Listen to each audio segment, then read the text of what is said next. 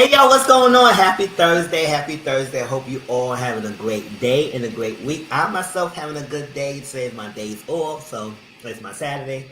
And listen, y'all see the thumbnail? It will be about Love Island. This is the last time we talk about this season and whatnot. And I'm gonna be talking, so y'all here just join me and everything because there's a lot to get through. So we're gonna talk about the reunion. We're gonna talk about the Maya, a little briefly about the Maya and Bryan breakup, and then we're gonna talk about the Ace interview that he did yesterday with Speedy that like shook the table. He shook the table.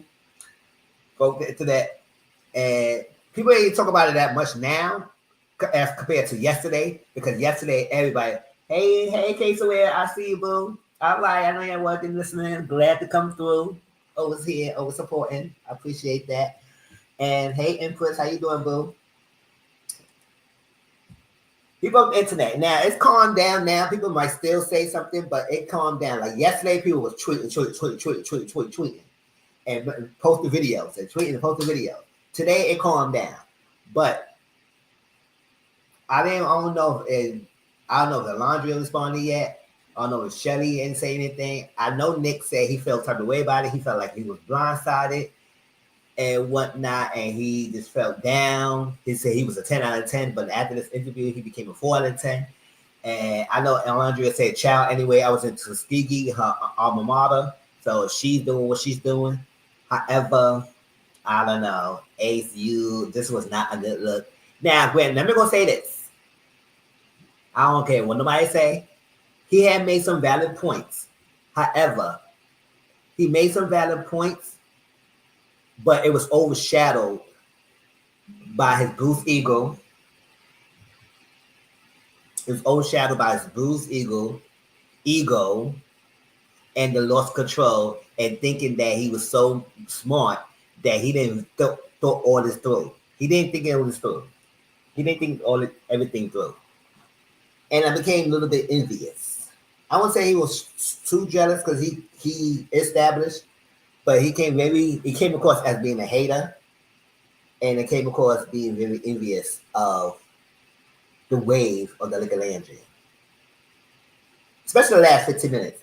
But I'm gonna talk about the whole interview of what he stated because it was some things that he did drop that could like, you know what, it makes sense, but at the same time, it's like you think you're so very mature. Yes, you mature, but it shows your age. It showed your age because a mature person will not move the way you move. But we'll get to that. And then the reunion, y'all, it was whack. I'm not gonna call y'all to it. It was horrible. It was whack. It was better than last season. However, I feel like it was still some things that they should have discussed. We wasted some time for things that we didn't need to waste their time on. And to be honest, even if they did show the stuff, even if they did discuss the stuff that I feel like they should have talked about, it was cut off. Because they say they filmed, according to Andy Cohen, they filmed for like at least 12 to 14 hours, and we only got a 2 hour live. I would rather you have split like a two couple parts of, I don't like parts, but I would rather you have a couple parts of the live so we can see more things to this. And then mind you, Ace did this interview a day after the reunion. I think day after the reunion aired. So I think it was like this week.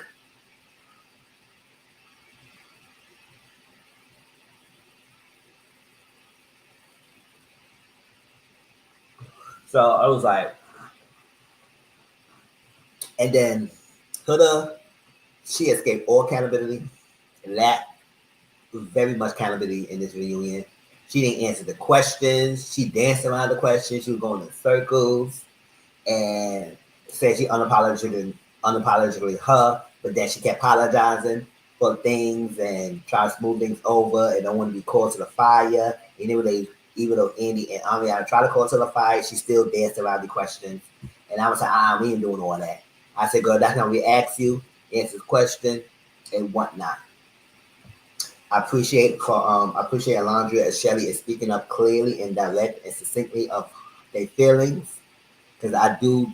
That's what I like about them. They do when they have some issues like that. They can clearly express themselves, and I like that and whatnot. And Ace, I know you say you was upset about being a ringleader, but you act like one. You actually was a ringleader. So let's call that, especially with your interview, how you say you influenced in how the people moved in the villa, and you had to implement the exploring for everybody. Like they don't know what the fuck the show is about. Like I'm sorry, I should cuss back early, but I'm saying like don't be hiring people who come on this show and don't even know what the show is about. I need to see y'all do the research. Y'all should have had known what Love Island is about before y'all got on the show for acting like y'all don't know what the hell y'all doing. Y'all, what the hell the boys have to got? The girls have to ask Ace to get the guys to step up because they was putting them for no chats and nothing. I said, hey, y'all must be some boring people.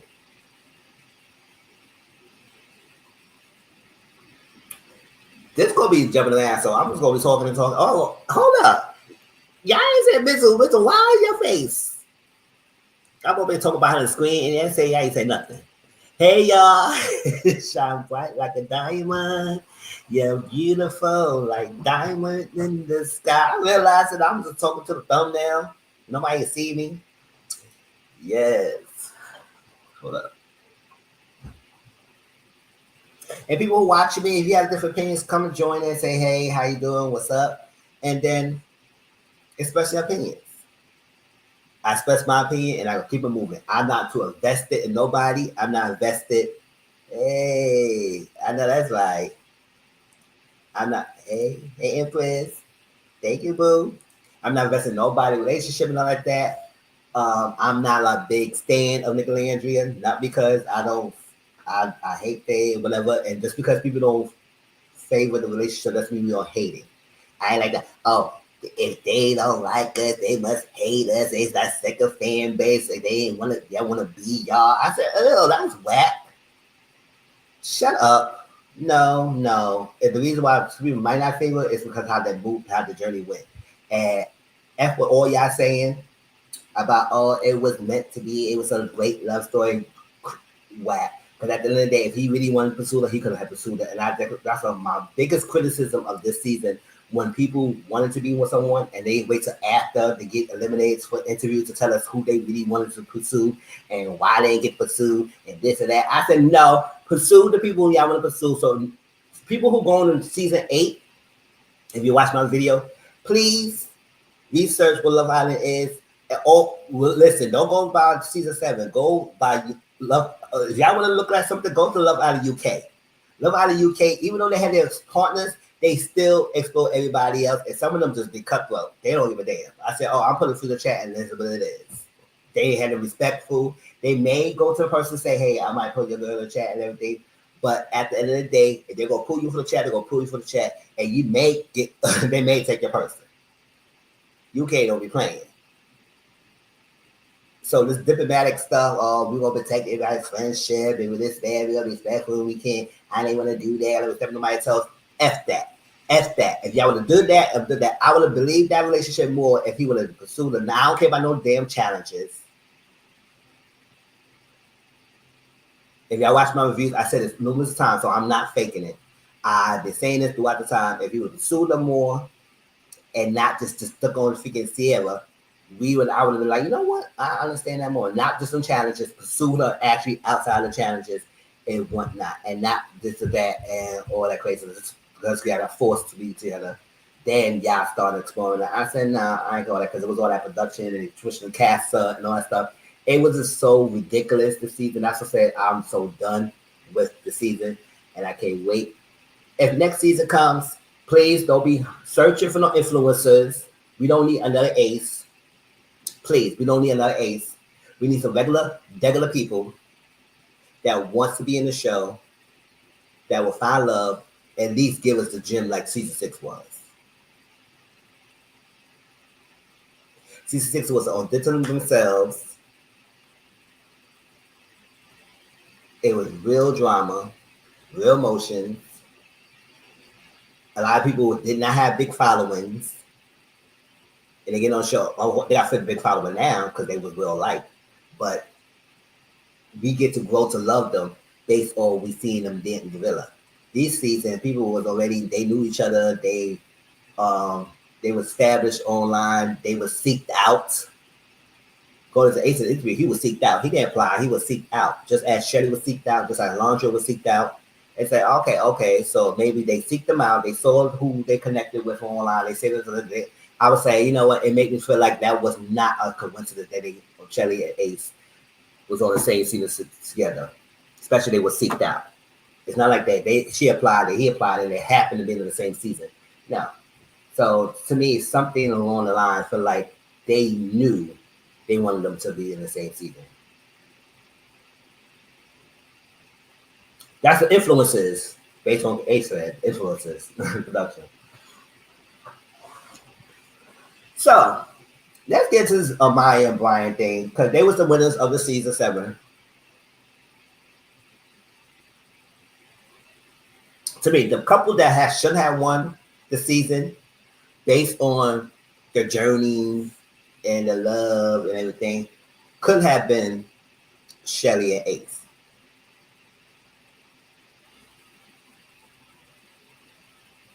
Could have been. But it was eliminated based on their actions.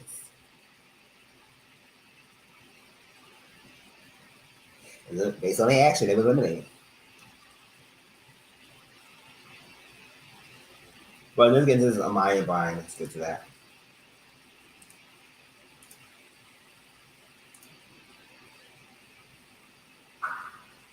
Hey, y'all girl Amaya, whack.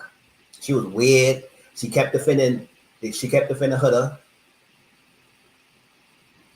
But when it come down to Shelly and Landria, she was mute. Like cat got her tongue.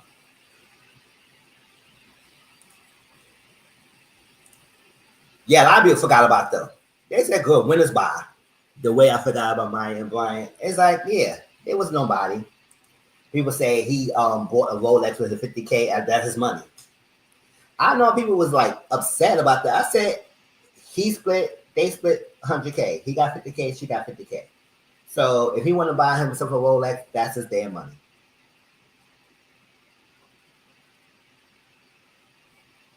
Beat me. I don't care. I said what I said. That's his money.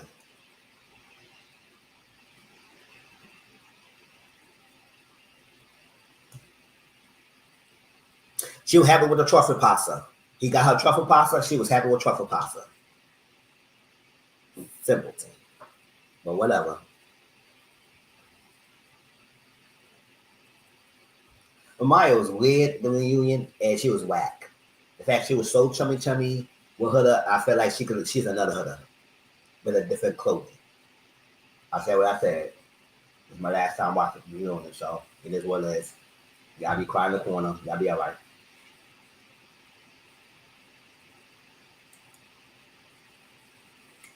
Hey, my papayas. Bryan and I are no longer together. After leaving the villa, it became very clear that we were on 2 different journeys. I visited the line. Relationships are supposed to be a team sport. You don't have to drink the whole seed to know it's salty. I said, Bryan, you and your quotes, it was cute in the villa, but it's getting whack now. I'm sorry. In fact, now that I feel like you was moving weird, your quotes is whack. We don't need that. That was corny and hot, dusty. It was dusty. You don't have to drink the whole seed, no salty. Girl, bye.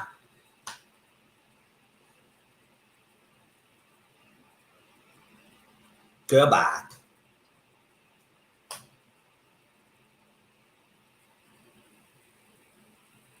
Y'all think I'm holding back? I ain't holding back. I don't care. Your winners or not. That was just whack and whack. All love here, and I really trust I'm truly wishing him the best and my papaya. You got nothing but to wish him the best. He broke up with you. And then y'all faking the funk and trying to tell us, oh no, y'all making it up. Cause people already clocked y'all was broke up. But they said, oh, they said we breaking up. You said after living in the villa, we realized it become clear we were on 2 different journeys. To be honest, it was 2 different journeys where y'all was on the villa.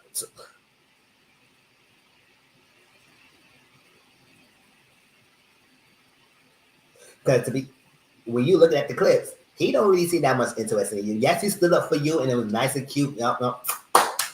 Boom, pow. But At the end of the day, he did not seem that really interested in you. And he walked away because you knew you was the favorite. And it benefited him by being next to you. Just like model Zach knew it would benefit him by being next to you. After he played you, but he realized you was a medical favorite, that he tried to stoop up and get back with you. Bye. So, but I want people to understand that just because we the winners won, that doesn't mean they stay together. But I was hoping they could last at least 6 months or something. It was only a month or two. Y'all only gave 2 months and y'all broke up that quickly. Y'all probably broke up before then. Y'all just announced it because it was crazy because they announced they unfollowed each other. They unfollowed each other right when the reunion was airing. We found out they unfollowed each other on the day of the reunion.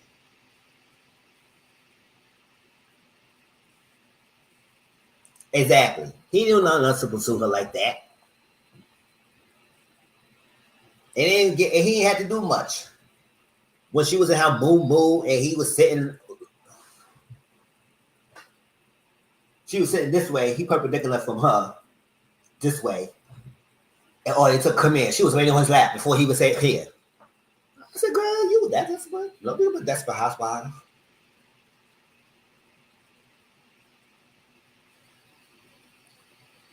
He gave you truffle pasta and he got some cookie.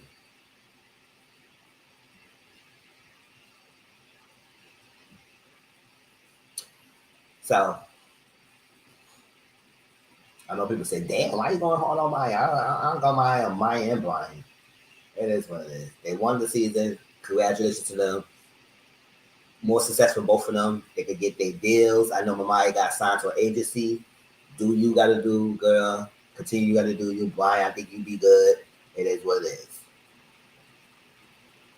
This is what Kenny had done. If he realized he didn't like Janae, he should have just broke up with Janae and they would be both been good. He wouldn't have to get this backlash. But you're dusted behind, pretend for a whole 50 years, knowing that you don't like this girl and secretly hate her, and you got exposed. So, boy, bye. Now everybody call you ugly all kinds of ways.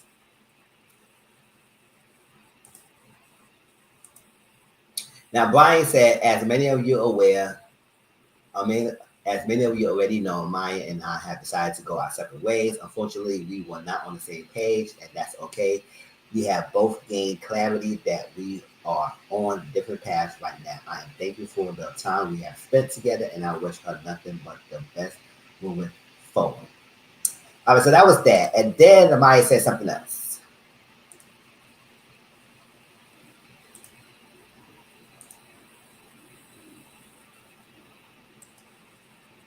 She said, imagine being broken up with. So that means we find out Bryan broke up with Amaya.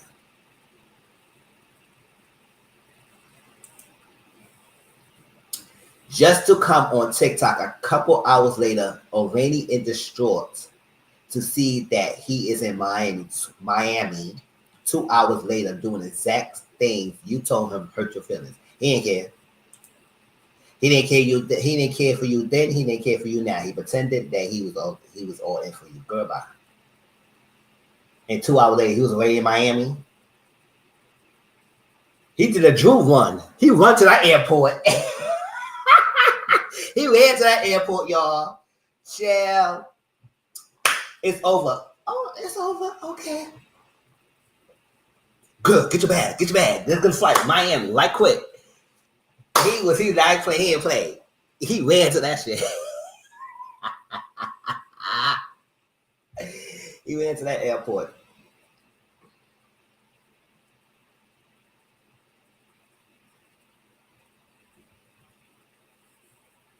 And then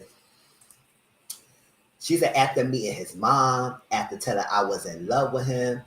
How, girl, how you in love with him that quickly? What? See, this is a problem.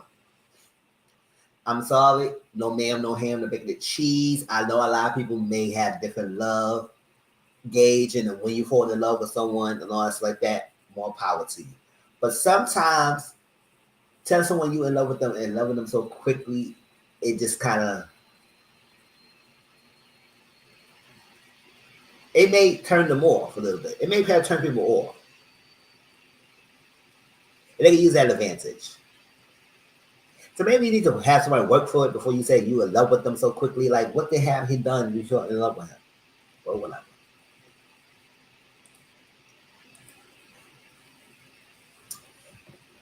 After being intimate, that was your part. I mean, your body, your choice. But I said, listen, sometimes it's paid to wait because God can wait.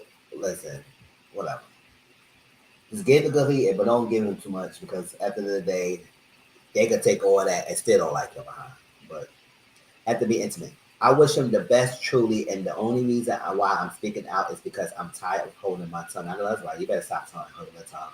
You better not just giving them breadcrumbs and have us speculating what the hell is actually saying, like Janae did, but whatever. Because we still don't know exactly what she saw. We just got what the best friend alluded to. Okay, I'm hurt. I don't want any hate towards him. However, because mental health is real, I don't condone any hate and do wish him the best. I mean, glad you said that. I mean, who's checking for Bryan to hate on him? Who checking for Bryan to hate on him?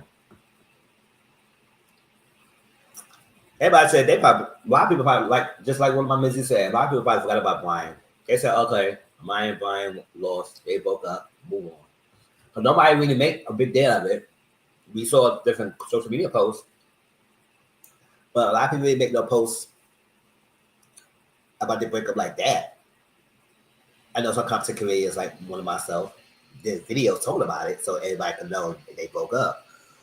But other than that, not much going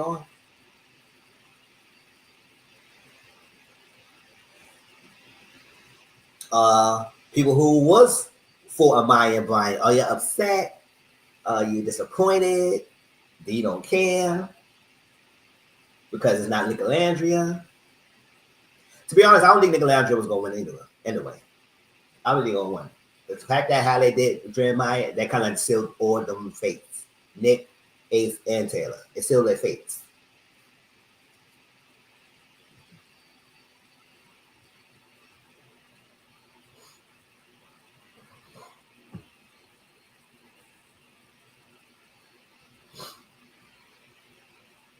We love Alondria, but she was not going to win. It became second place, but they was not going to win. America made sure they was not going to win. Especially though people were hating on especially the black girls, which is like kind of sad. Sad to be like sad.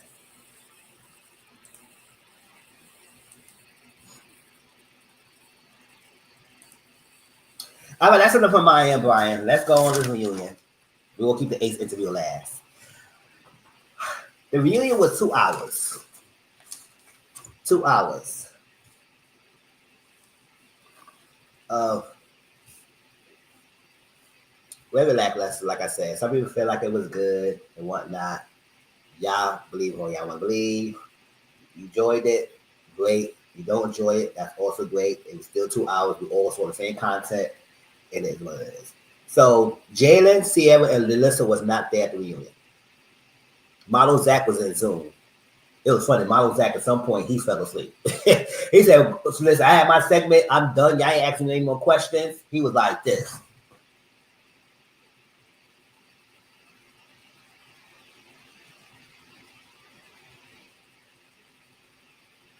He would knock that. He would knock the hell out on that figure live in that Zoom. And the producer put the cameras on him and showed that he was sleeping. We saw him was sleeping, so it was like it was funny.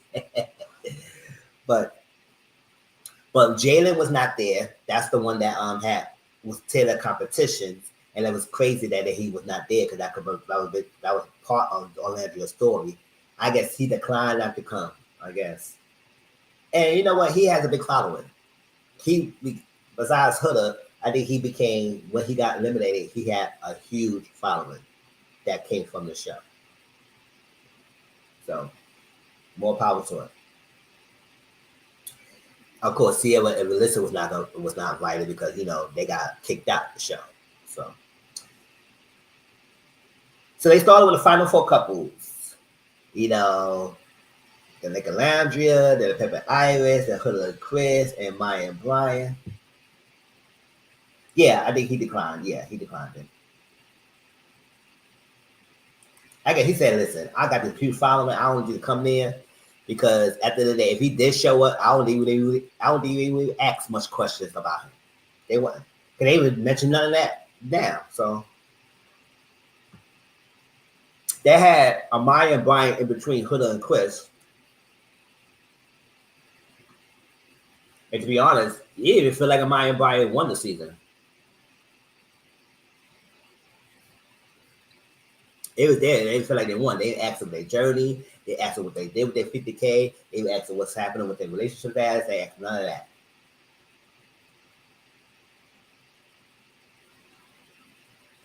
So that's that. So then we had Pepper Iris, and then we had Liquor Landry on the side. And then the other couples, like, Shirley Ace and some other people was in the back watching. So they showed the journeys of how each one of the four couples came about. They came to be, and it was cute. Yeah, yeah, yeah.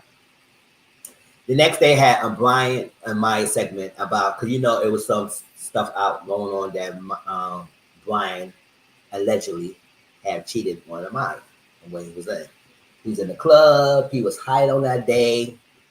I guess he was hired to bartend, and he was pouring shots. Now he said he was there. He was hired. He had a lapse of judgment, and he said, "What's the lapse of judgment?" He said he was pouring shots in a woman's mouth. Y'all might not like me, but I would say if you're a bartender and stuff like that, don't they do that anyway? It's a bar. People pay money for shots. They want you to pour shots on them. The bar, like bartenders might do that, or ballistas or whatever you want to say. People who going around the clubs, pour shots for you, maybe throwing shots in your mouth and everything. That's no big deal. I feel like something else happened that was a lasting judgment. Don't tell us you pouring shots in the mouth like it's a ball, like it's something out of the ordinary.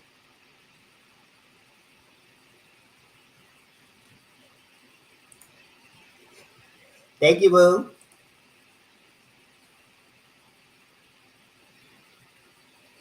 I don't feel like that was out of the ordinary. I felt like a normal thing in clubs. Sometimes you may take a shot for the people who your Patreons who getting paid for it. Sometimes you pour shots in their mouths and they give you tips. I don't feel like that's a big deal. Yeah, because he's the one who am I was in a relationship, I guess, whatever. No, what else was a lapse of judgment? That he took one of the girls home, that he smashed, that he was kissing on them. That's the lapse of judgment. Not because you were a bartender, you pouring shots in the mouth. That's not no lapse of judgment. Whatever. And Maya feel like it was a lapse of judgment. And so Maya, at the whole time he was talking, she's like, I said, girl, what is so funny? She was laughing the whole segment.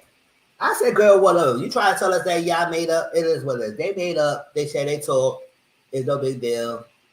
I will not be with someone who disrespect me. I said, well, obviously you is not with the person right now, so he did disrespect you some way, shape, or form. So boom, pow, pow, at our faces.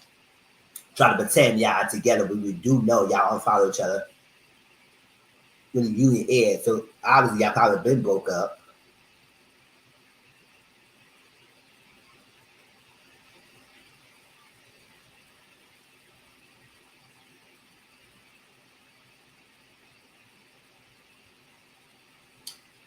And then they had Pepe and Iris.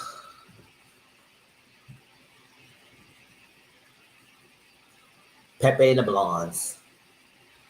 So they were saying, listen, what's going on? So Pepe and Iris had these two different ideas about the thing because they said they were exclusive and whatnot, or they was dating.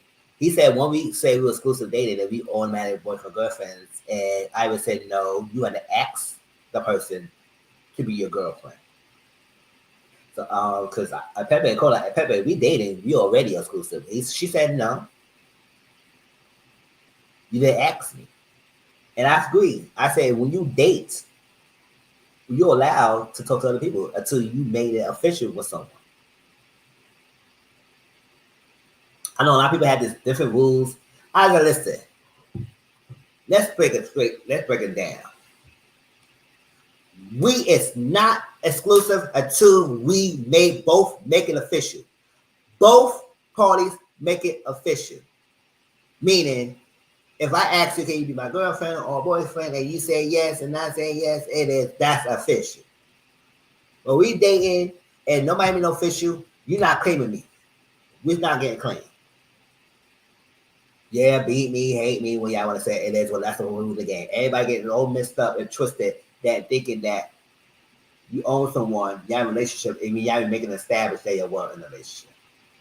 Somebody move or do something, you get your own feelings. I said, did you make an exclusive with me? Are we official? No, so why are your feelings?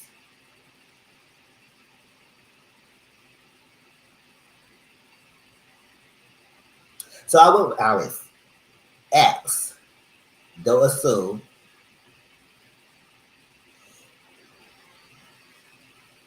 So she said it was reported after the villa that we saw Iris with TJ. Because that was a connection she had with. That's another person she had a connection with in the villa. And she said she just want a closure. They both got the closure. TJ said he not coming back with Iris. He said yes, we had a closure talk, and that's what we needed to move forward. So like that. He talked to Piper said he talked to Hannah and asked her how her true about the experience and what her feelings are and whatnot. But I don't think Pepper and Hannah gonna get together. Because I guess right now, as I guess it's out right now, I think Hannah got somebody. She's in a relationship with someone right now, and she is pregnant. I know I saw a picture somewhere out there. So, congratulations, Hannah.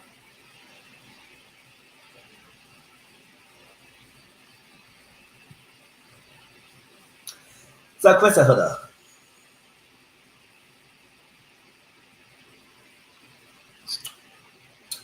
So, Huda was be all diplomatic. Isn't this nice seeing everyone? Huh? Isn't Bella going on like that? And Chris said, weird. Weird. I wish he said more weird. Weird. Roll the eyes and everything. Because it was funny when after he said weird, it was dead silence. Weird.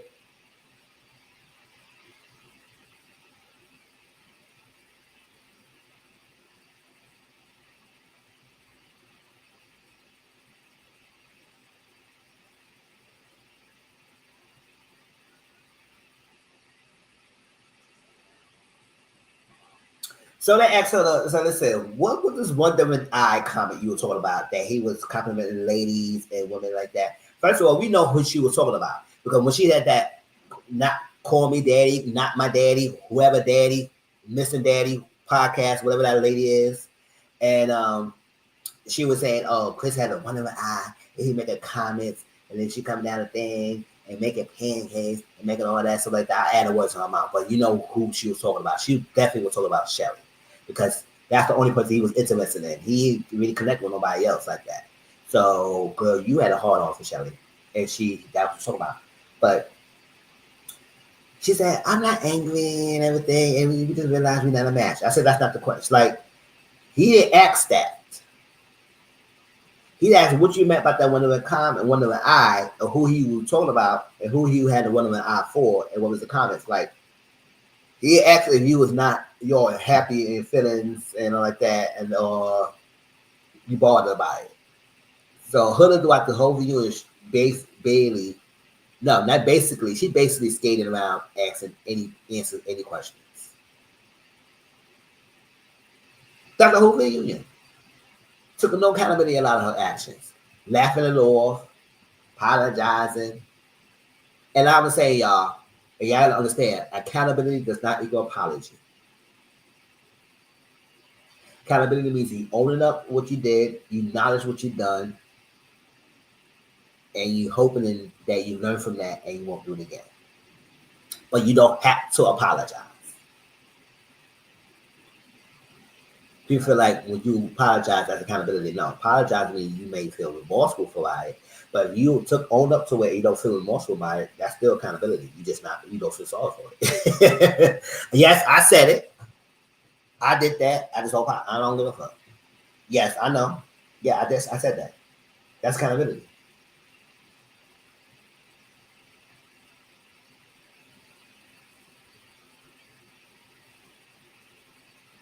He said he don't respect her comments and everything. That's why I got on your behind and how you figured went against your sister for this dusty trick. Oh, the hood rat's gonna hate me.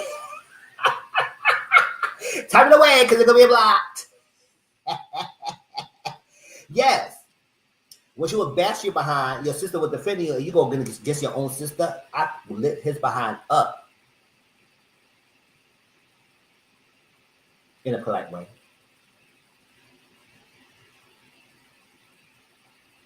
Don't you dare go against your sister again for this dusty trick. She don't like you like that.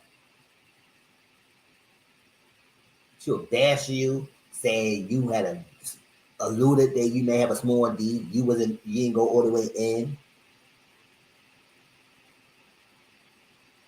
You're not a man. She would let your behind up in that interview, and you would be so diplomatic in your interview boy by. He said he won't be friends with her, and he said it was very inauthentic because she had a whole lot of time, like a month or two, to apologize to him, but she waited 2 or 3 days before they know to go to the reunion to call him to try and make amends. I said, don't do that. That's a whack. That's whack. We know what you're doing that for. You try to do that so you can say, oh, I reached out, and knowing that you reached out close to the reunion, so you can try and make it seem like you hash things out with me. No, don't do that. You had all this time. Don't wait till we about to get together in front of the people trying to act like you were so mature that you reach out to me when you should have done that a month or two ago. Goodbye. At least a month ago.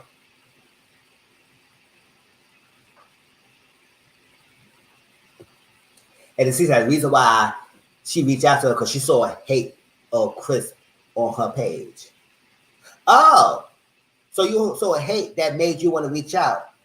But when your friends told you about their hate, you act like you didn't know. Oh, we won't get to that.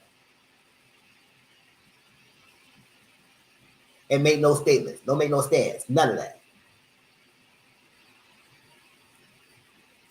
So I asked Huda, you're in a new relationship right now. She said, I can't speak on that. He said, why not? Legalities. And she said Netflix. She said the Netflix name. And he said, oh, so Netflix told you can't speak on your relationship? Tell Netflix Love Island is the biggest show right now on Peacock. Then Netflix says that, bitch. Why the fuck you added me? Like, we didn't tell you none of that. Lewis under contract. You was not under contract. And first of all, I don't know why you hollering at everybody know who you with anyway. Not everybody, because people probably don't on social media like that. But we do know she is in a relationship with Lewis, who was from Perfect Match. Now, the reason why I think Lewis got with Huda because Huda's from Love Island, and Love Island have a bigger reach, and Huda had a huge following than Lewis. Yes, Lewis been on Netflix a couple of shows, but he is not big. So I guess he lashed on to Huda because she has a big fan base, and it makes it because it's that because he chasing for clout. Miguel blew his spot up. Leah's boyfriend from last season. And it's crazy. Lewis and some other people who was cool were friends with Miguel. But it seemed like they kind of turned on Miguel because Miguel was in love with Leah. And they was talking about his relationship and Miguel was not playing for that. I said, I know that's why you better stand up for your girl.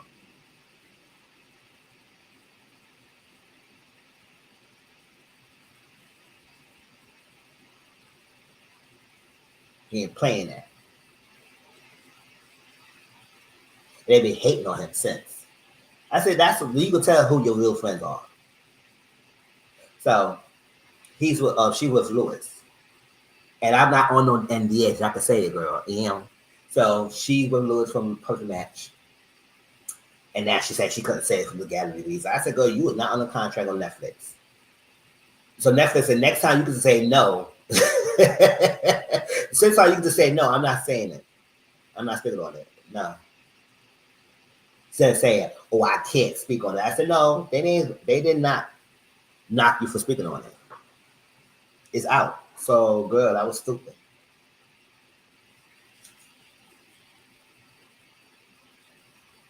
So Nick and Andrea thing, they would say, so what's your relationship status right now? She did.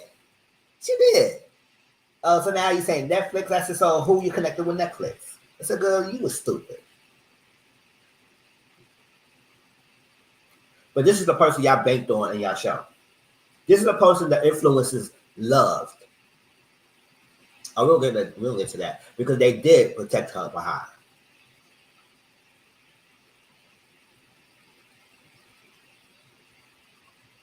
If Huda would get gone, this season probably would have been better. If they move how they move, season would have been better. If they eliminate Jeremiah, I think it would have been better. If they eliminate Huda, it could have been better.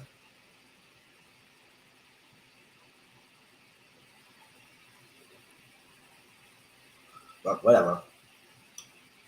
So Nick and Laundria, they say they're gonna take their time. They don't want to go and rush into things because they know that the fans want it.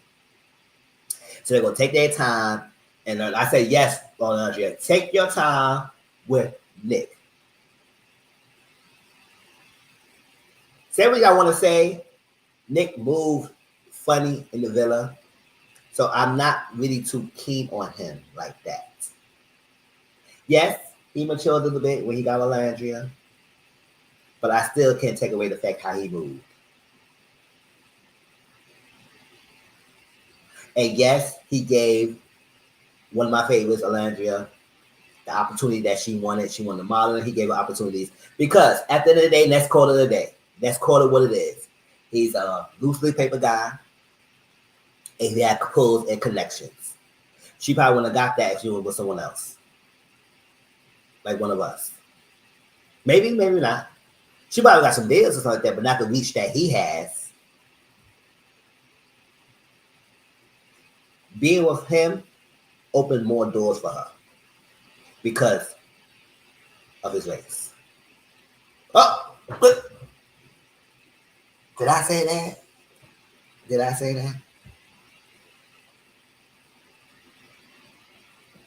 And he made like a not. It is what it is. I don't give a damn. He does. It is. It's a you can right now. It's a physical connection. It's no romantic yet.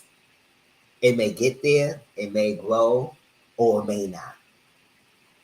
But right now, it's a working good relationship or a PR relationship. And it's what how you want to work it. At the end of the day, if they love it, it is what it is. If they're taking the funk, it is what it is. She get what she wanted by being with him. And he may love he may like love Olivia. I can't get her. I can't knock that. But I just felt like if he really wanted her, I feel like the journey in the village should have been different when he just pursued her like earlier. No. I don't want to get about it happened the way it happened. No, it should have happened when no. Because y'all was a bunch of hypocrites how y'all moved and how y'all freaking made the rules of elimination of everything, but y'all was doing the same thing. Doing the same thing. So with that being said, they say they will take their time and they go not rush into things. And I say yes, take your time not rush into things. Especially it's like I know Alondra said I want to she wanted to make sure that Nick is not fetishizing her. Because you know sometimes they may secretly hate us, but they would be fetishizing the hell of us just to have a piece of us. They would. So listen, we just found out for how Kenny secretly hated alleged R about Janae. I'm gonna say alleged because we still don't know what he said, but still, it is what it is. They said he was an R, he's an R.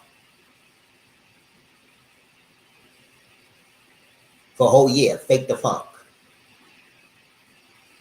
So you never know. People can hide themselves real quick. I'm not saying that's Nick. Don't come in. I ain't saying all that. I ain't saying that's him. However, it's a possibility because of history.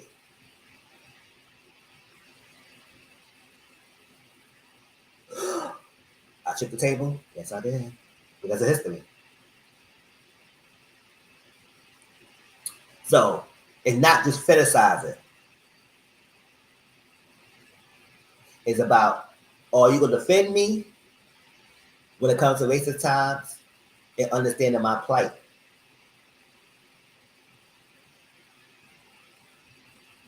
Something you might not understand. Or you really a truly ally to me. Or you pretending to like me, knowing that you probably agree with the other party against me, and I'm your girlfriend.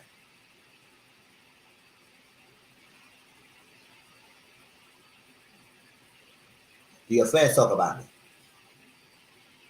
And do you engage with your friends talking about me in a negative light? Do you feed in the stereotypes? That's the stuff you need to know. I'm sorry, this is stuff you need to ask if you go date information. And it ain't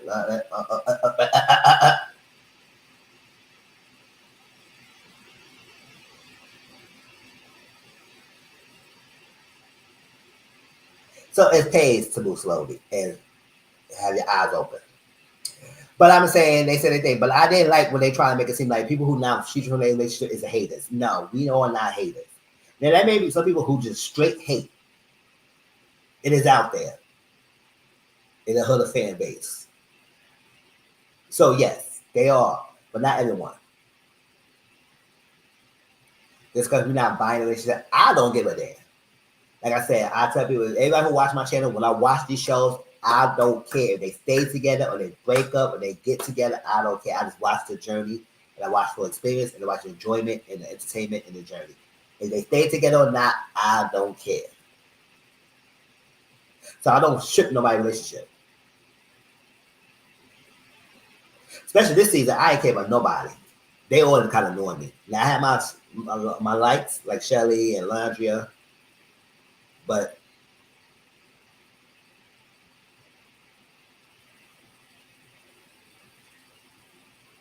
it is what it is.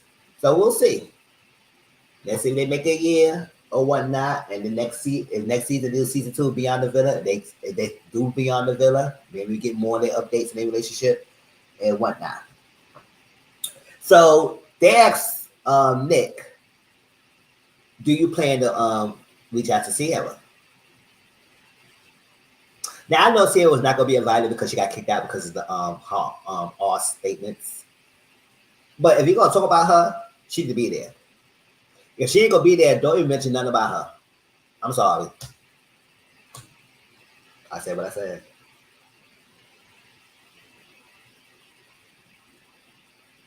Yeah, I mentioned Jalen, so don't mention no Sierra. I don't care if they're not the same. It is what it is. If I'm not there, don't mention me.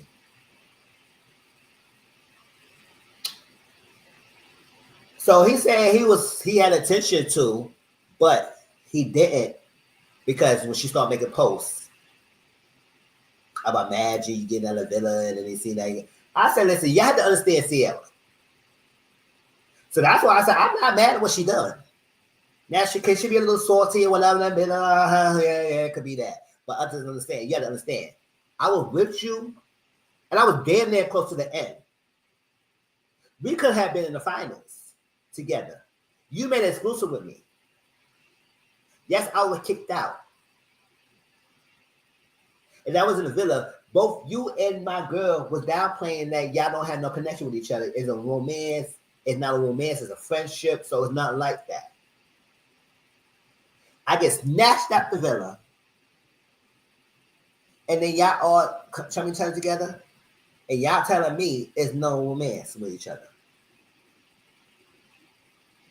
I mean, right now it's no romantic relationship. Because according to Nick, it's not a romantic relationship right now. They grow into that, but it's more a physical attraction. But the romantic level, we'll see. Now I didn't watch the Model Love interview. Y'all tell me if y'all watched the Model Love interview with Nick and Andrea together. Y'all tell me what they said there. I'm not watching no interviews. Ace is the last interview I'm watching for season 7, and that's that.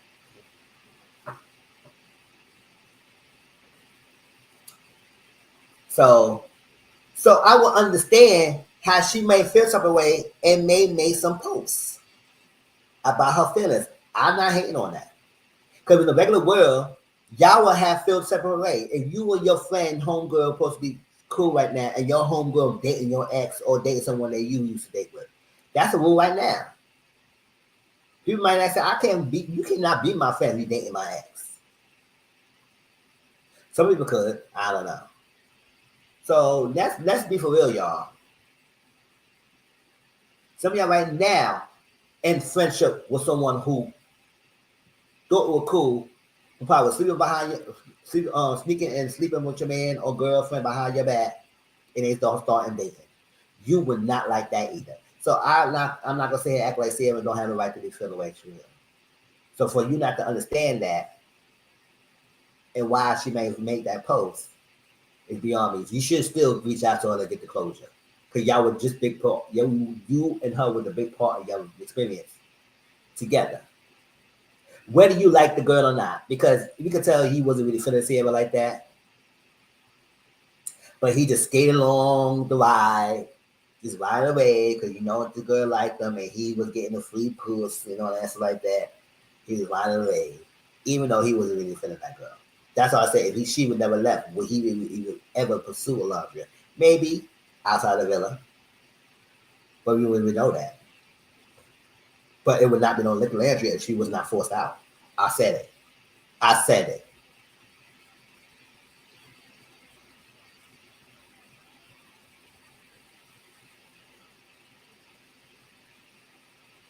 And if it was, it would probably be after they left the villa.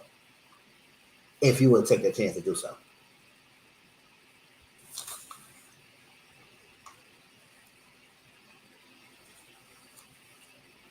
So Clark and Teller and Shelly Ace came out. So when Shelly said, Shelly Ace said, how do you feel when you was eliminated? And she said, I don't know if the America missed the plot. I said, no, we didn't. We ain't missed no plot. We ain't missed no plot. According to y'all, how y'all eliminated Hannah is exactly the plot y'all set forth. So don't try and play us, act like we missed the plot, Shelly. Now, I like Shelly, sometimes she may say some things that I wasn't agreeing with. We ain't missed no plot. Now, I feel like y'all should have won based on what it is. But how y'all moved made y'all sealed y'all fate. We ain't missed no plot. You got voted off because America didn't like y'all. Now, like the Shelly place, I don't know, because they, you know, with the Hood fans calling her a mean girl and everything, she wasn't like that. I don't think Shelly was a mean girl, not like that, and whatnot. But since you was attached to Ace, and you by Ace side, people was not feeling Ace like that, especially after the Jeremiah tobacco and all that stuff. They was not feeling him like that. They feel like he was a real nigga. Oh, ooh, what else is that? I was allowed y'all ringleader.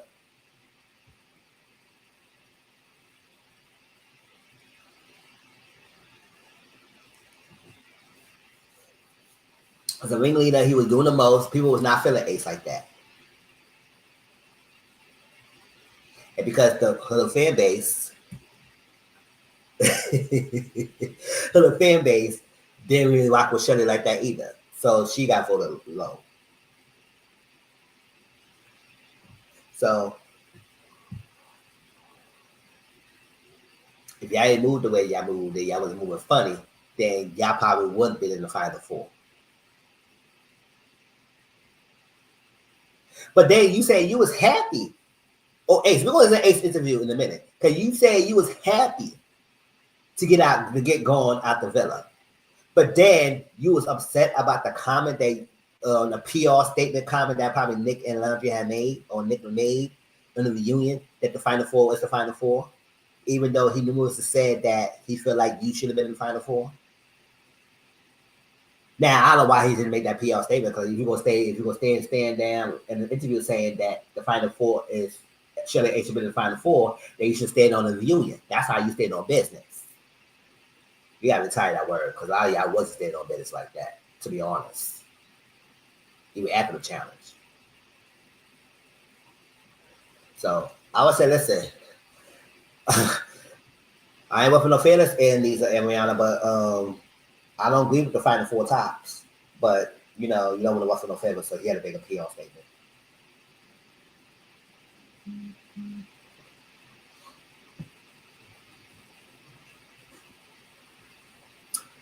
My boy and girl backstage should be the one in the Final Four. But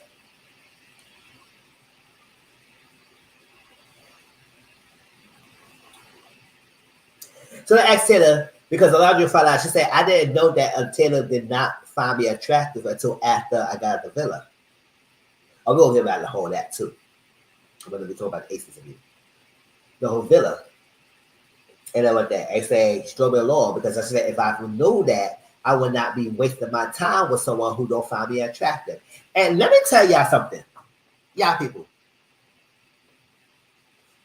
I'm going to say this nicely and everything. Just because someone's attractive and we know they're beautiful and attractive doesn't mean that someone has to be with them. A lot of y'all feel like because a lot of you are attractive, everybody should be with her. Who be stupid not be with her? I said people who not attracted to her. Duh.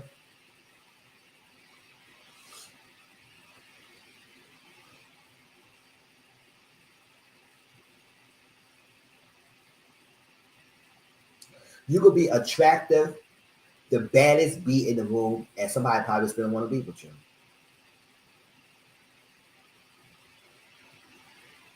I need people to understand that.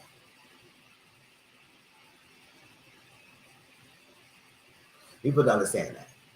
Because it is very discourse. I would say a lot of people on Twitter make it seem like, oh, he's not. The only problem is, it's not because he's not attractive. The problem is he was not honest. And that's the problem. Just be honest. But that doesn't mean he has to be with her. Or anybody has to be with her because she's attractive. People might find her unattractive. And that's okay. Just take it away that she's attractive. You should just be honest. And spoke on it and told her. But we'll get that in a minute because A said something about the influences.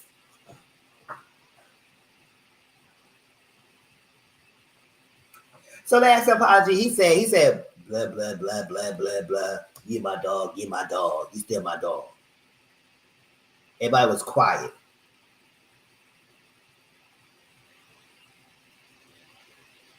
Do we clap? Do we clap? Do we clap? Do we clap? Do we clap? Do we clap? Do we clap?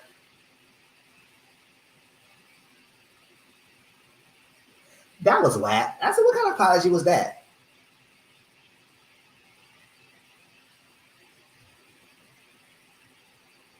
If I was Ariana or Andy, I would look at him like this.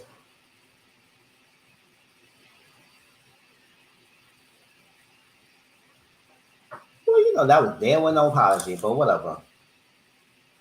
Teddy said he definitely was torn between Clark and Alandria. Whatever. I don't believe that. You were not torn. Once you got with Clark, you made up your mind with Clark. It was no torn between because you was not attracted to Alandria. What the fuck you was torn about? What you was torn about? Stop. Stay on business. Stop playing with us.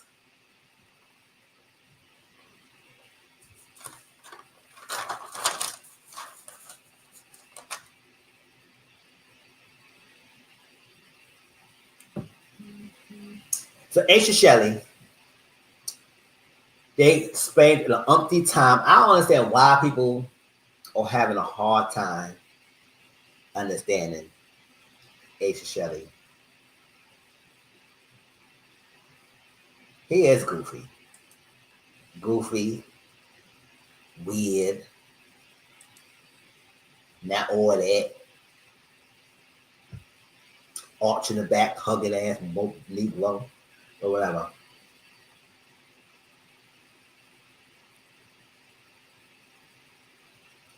Having a hard time understanding. They spent numerous times.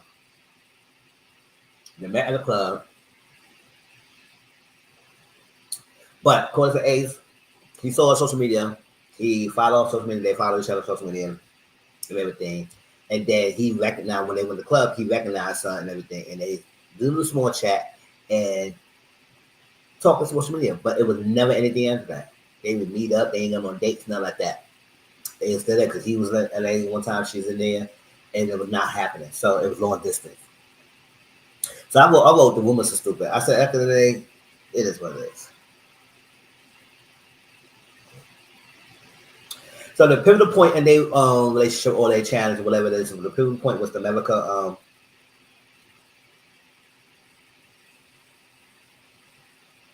You think Tay is one of the girls? Listen, I'm not one of the people who automatically would think somebody is gay or not like that unless they tell me. I'm not one of those people like that. So because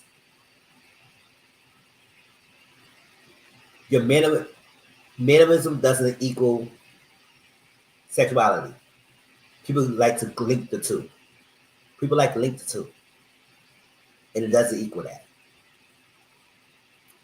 Now, were you hugging Nick a little too long? Yes, he was.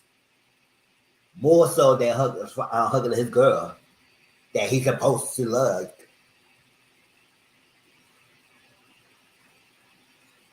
So, unless Taylor came out of his mouth and say so, then I'm just gonna believe he's straight and he enjoys Clark. I believe he really enjoys Clark, and Clark really enjoys her. I really do they like each other. For the other fact that she was a city girl and then she ended up liking Oklahoma and liking the rodeo stuff like the country life. I said, "Oh, girl, you got time?" I was like, "Nah, no ma'am, no hand to bake the cheese. I can't do straight country. Can we do suburban? Can we do like halfway? I need some city life in me. I can't. I know, no ma'am. I'm not taking no.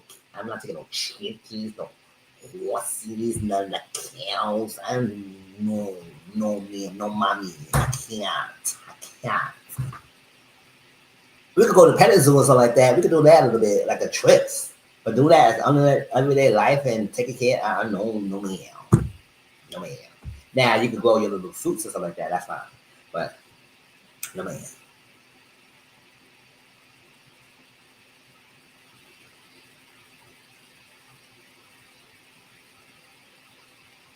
They said she didn't like that about the Mean Girl comment, and then she realized she got hate because of that. And she said the Stay No Business challenge and the Heart Rate challenge was the pivotal point of the relationships like that. But she said Shelly and Ace is exclusive.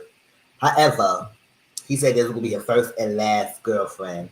And I said, you only 22. He probably 23 now. I said, and I know it may be done. Corey, what you did, you effed some things up, Ace, in your interview. So and Shelly and Andre are friends and how you put Shelly in a tough spot.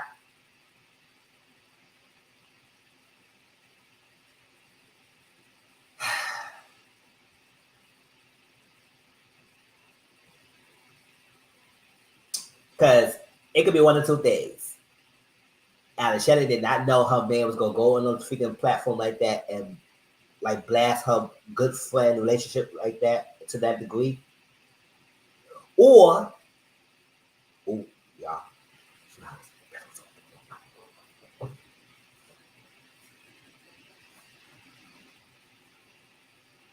Did I say that?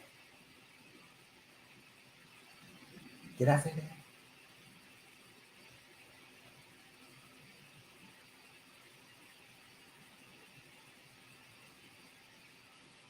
They would go one of two ways. Either she did not know she was blindsided just like everybody else, or she probably was pillow talking. Because sometimes, let's do reality. Let's take away all these people out. Let's take away all these people out for a minute. In reality,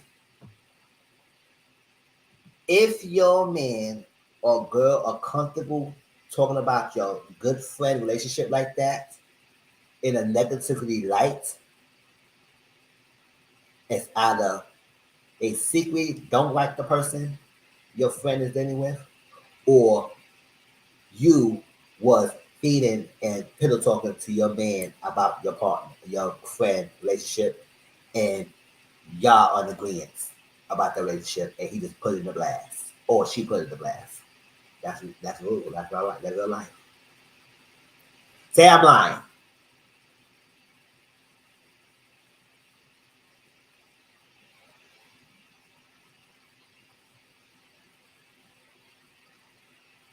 Friendship and dynamics is really tricky.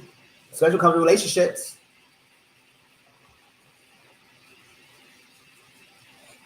Because you ain't gonna be that comfortable talking to my good best friend or good friend relationship like that, and I did not have no conversation with you about that. So what's wrong with you? Now you put me in a tough spot. So I may not be your last girlfriend. I'll tell you about that. That, or I agree with everything he said. But I don't believe she was because Shelly and Alondra are good friends. So just like you got the tongue lashing about that heart rate challenge, you might get the tongue lashes to the death about why the fuck you get on the internet like that. So you being too real and you're honest. But you're hurt that somebody defend your character. You defend your character. Oh, don't get me heated. Don't get me heated.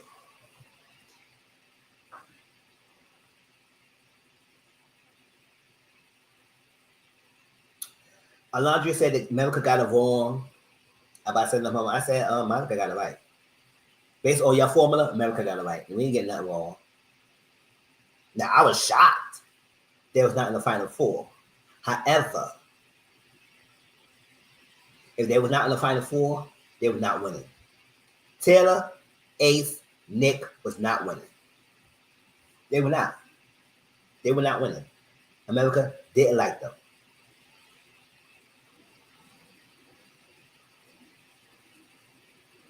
They started liking Nick towards the end when he got with Alondra, because Alondra was favored.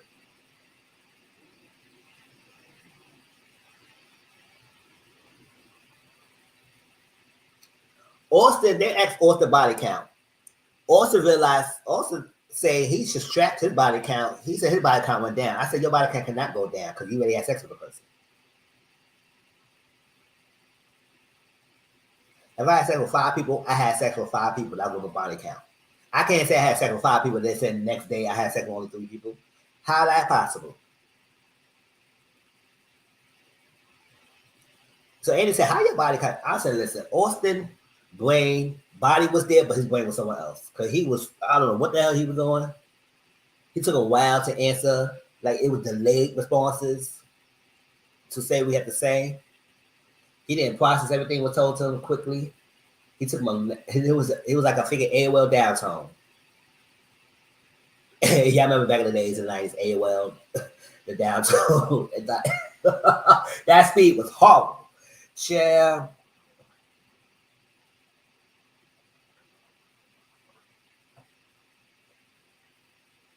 But he said he's single. So Coco, oh child, also was on something because baby, he said also what's 1 plus 1?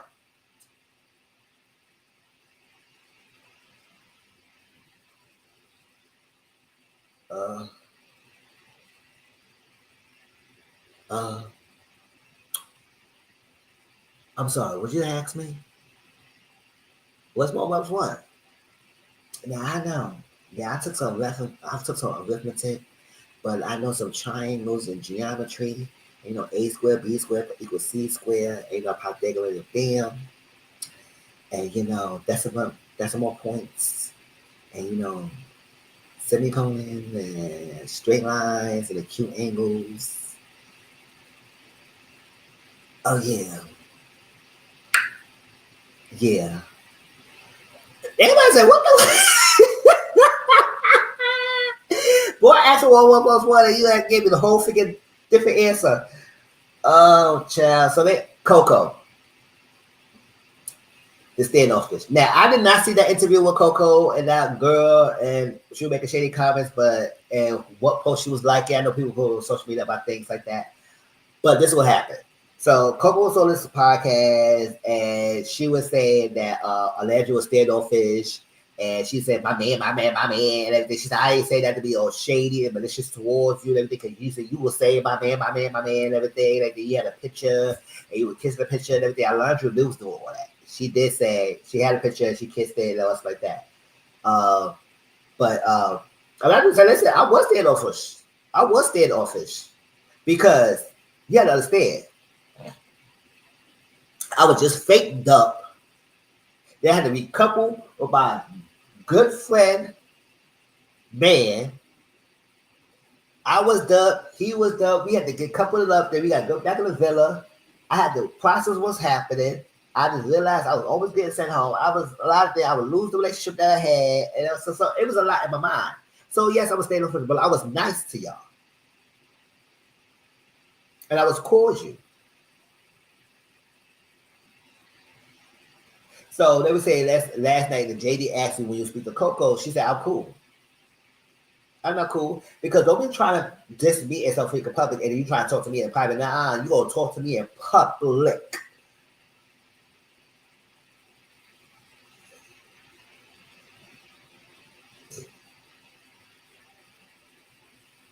So she said, yeah, she was going around saying this, my man, my man, my man. She said, my man, my man, my man. I said, what did I was going around saying that to y'all? Because I didn't was not going around saying that to y'all. So I'm saying, listen, did you even hear me come to you and say that?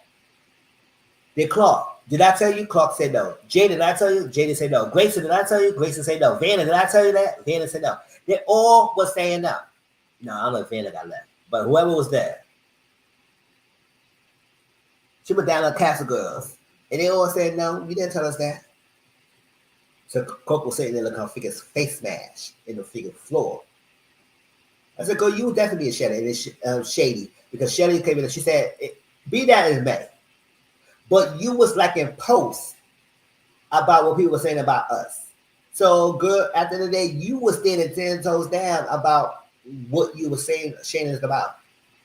Now, don't try to get into the union and act like you say you was not being shady and you would not be malicious or whatever. If you was being malicious, you probably was low-key being shady because you were liking posts about it. You was laughing and all that stuff like that. I said, girl, Coco, you just got left out. We wanted you to come back for next season because we feel like you should be like an OG for next season. But how you was moving, girl, you was doing way too much talking and way too much interviews for someone who just came on casting for like 2 or 3 days and get the fuck done. Girl, shut your ass down and enjoy the ride and not stop talking. Because when you say you could have just talked about your experience with me. Don't feed into that narrative about me being delusional. Now, a lot of us did say that Landry was delusional because we realized, like, girl, he was giving me some signs that he was not doing all of that. But then she said she had a different experience because he was doing all that. He was doing breakfast, he was doing that. But I said, girl, he was doing bare minimum. What the hell he was doing more that make you feel like he was more into you like that? However, speak your interaction with me. You had no freaking negative interaction with me. I was not being rude to you. I was not doing all that. But you feed into that and you let that happen.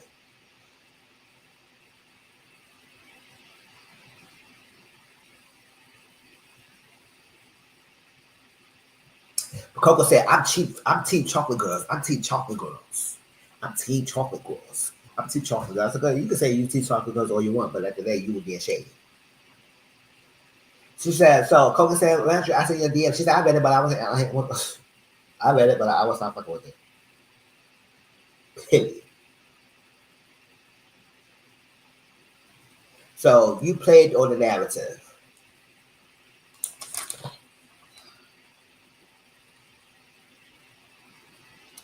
So I had a whole segment with Model Zach. Model Zach, he apologized and everything, but at the end of the day, Maya said that she said she did feel like he made a different change or his energy changed when she found out when he found out America, she was the American favorite.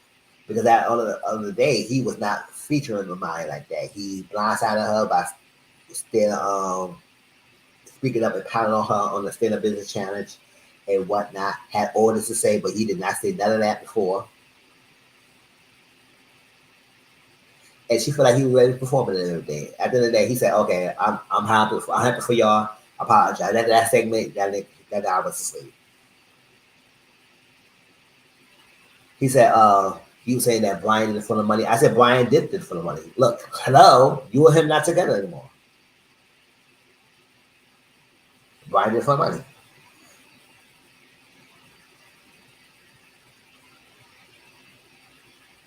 And it's okay. And it's okay. Everybody understand, you get into Love Island, you getting some clout. Whether you chasing or not, you getting clout. And you go get the bag. Just ride with the experience.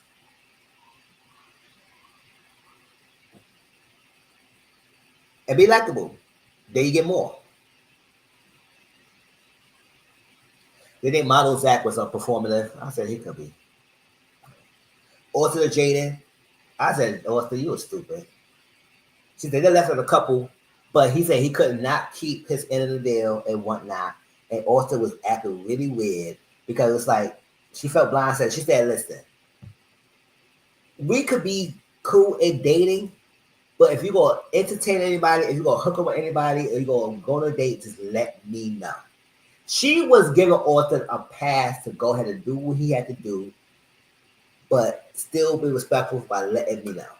And the fact that he read the message and he did say, because Andrea, he was trying to make it seem like, oh, he did not see it, he did not like that, he didn't agree to everything. But then he said he saw the message that he read it. I said, Austin, boy, you cannot get your flow together.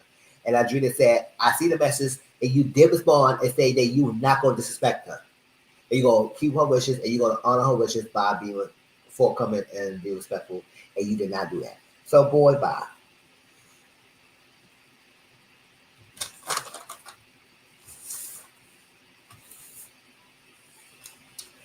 So the Pepe thing said no one came forward with the question towards her and kind of find out Huda was the one, and Huda, ain't no crazy thing. Everybody was like, well, it was supposed to be anonymous and everything, so if she gonna say her name, she gonna say her name, she gonna have to say her name. But I would say that but the other question, when somebody asked who said it, she was glad to say, I wrote it.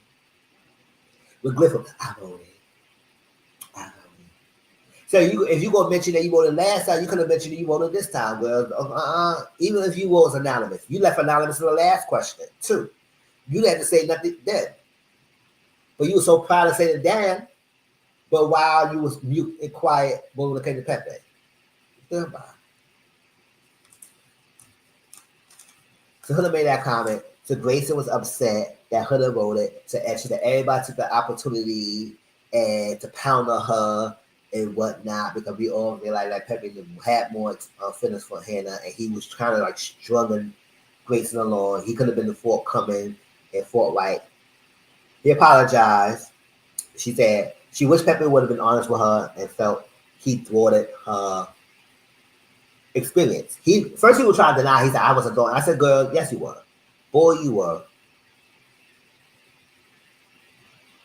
You was, because you were trying not to get nobody else to give me a chance with me. You were telling me it's all about me. It was going to be all about me. She thought she focusing more on you, but you thought in the process, even though you know you're deep down, you would not give me your all to this. So you could have just let it be known and said, listen, I'm not feeling it. This is what it is. You can continue on and everything, but then you kept it to yourself till last minute, and they counted the on her experience. He apologized. They move forward. They don't have no animosity. So they showed a clip of the Huda and Shelly thing. How y'all feel? Because at the end of the day, let me tell y'all this. They both summarized what they felt about the whole scenario about the Chris thing. When I reviewed it last time, I said that that clip did side with what Huda said. And I still stand by that. However, watching the thing, the whole thing, it still supports Huda. However, it felt like we could see that Shelly was definitely uncomfortable with that conversation. Because it felt like you was trying to push it and push it and push it, even though you did say you was bringing him for her, but you was bringing it also for yourself. So she kept iterating that it was for the both of us.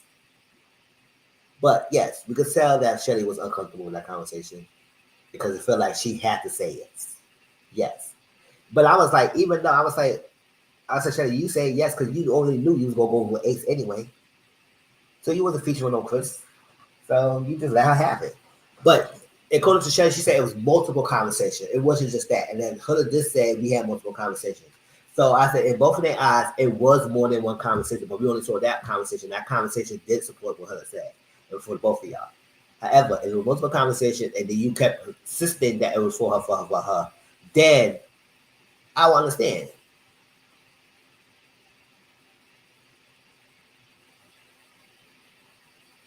But she said, yeah, well, no one about this like that. So you just gonna focus on the relationship. I said, oh, hold up. Who you to tell me to focus on? I am focused on my relationship. Bitch, you should be worried about your freaking daughter. Did I say that? But mention their kids, it would have been an uproar. Child, good that shit did not take that long. Because some people would have been gutter.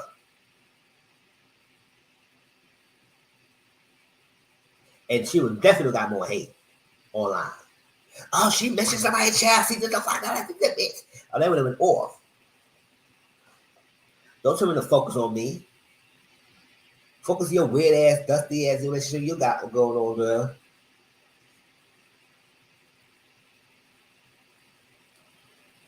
Shelly Mae problem was Huda switched up.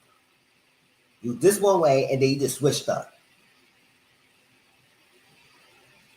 So the Hannah Charlie thing, they discussed, and Hannah had no hate with Iris, and they really was like,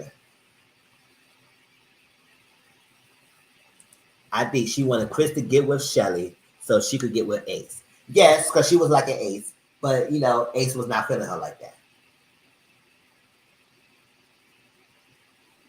But she was trying to make it seem like her Ace could have had a chance. And I said, girl, your Ace was not gonna have no chance. Now Ace did have some chance from wanting you in the beginning, but you were so locked in with Jeremiah, you didn't want nobody else. And trying to pretend that you wasn't. You were so open. Girl, yeah, none of you and Jeremiah was not open. Girl, get about it. So she said she don't know hate towards Iris. She's like, Iris is a good girl, whatever like that. So Bryan apologized to Adrena about not telling her about the Jada thing because Adrena said you could have just told me about Jada. You was not being forthcoming. You was not being honest. And Adrena said she did agree. She said she didn't call me boring, but he said the conversations that we had was boring, and she agreed. The conversation was boring. There was nothing, anything going on from that, and he never really mentioned about Jada to her, so she kind of felt blindsided about that. TJ Iris did say that it was there's no unfinished business between those two. They had their closure that they needed, and that's that. Now, when it comes to Hannah and Charlie, wanted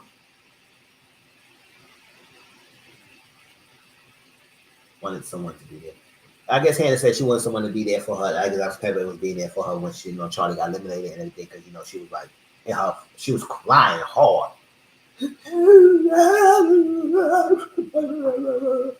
All right, so she said it was brutal of the vote of sending Charlie home. And yes, I was like, because I said, Maya, you didn't have to send him home. Maya. Then Maya was looking at her. She's like, oh. She was looking all sad like, that's a goodbye. You was the final vote, and you can not have to send him Charlie home. I forgot who was working with Charlie that was going to send home. But it could have been sent someone else home. You didn't have to send Charlie home. Like that. So Charlie said Maya's vote was hurtful because he said he thought they built a bond and they talked and it was going to be good and whatnot. And he said the either vote. Oh, he said Taylor was home. I said, I know Charlie was not having. Charlie was not having it. He spoke his piece and he said what he had to say. And he looked nice too. He was looking nice. I ain't gonna front. Charlie was looking nice. It's like that. And he said Taylor should have went home. Taylor should have went home because he was not doing nothing. They ain't doing nothing. So Taylor should have went home. But he said, Maya said she reason why she says the both Hannah and Charlie both in a bad place and whatnot. And I said, girl, bye. I'm not featuring you anymore. Maya anyway, so girl. So they said send Hannah home. So they showed a clip about the deliberation of Hannah, and I said even after that explanation, it still was stupid because like at one point they were trying to not use Hannah and say let's keep Hannah, but Shelly was like, "Oh, we not want to go by this. I ain't want to go by those strong connections like that. We can not go read this vote about connections and everything because the whole about exploring and everything." I said, "Girl, so When y'all make that statement, oh, we should not just go about connections, and because we just go about people, the experience of openness to be exploring, and a lot of y'all was not exploring, but y'all was limiting people who had strong connections because they wasn't exploring. But then you tell us we missed the plot. No, we didn't. That's what y'all said. This y'all set up for the whole villa, and this was the rule y'all came with throughout the whole thing that derailed the whole voting process and everything. It derailed shit. Your decisions did not make sense. And even at the whole sit down, I said, no, Hannah should not went home. I'll stand by that if y'all was going to keep Amaya, y'all should keep Hannah, and Iris should have went home. And Iris would have been okay because I was like, I'm glad y'all gave me a chance, but I was expected to leave because I was expecting y'all to keep Maya and Hannah.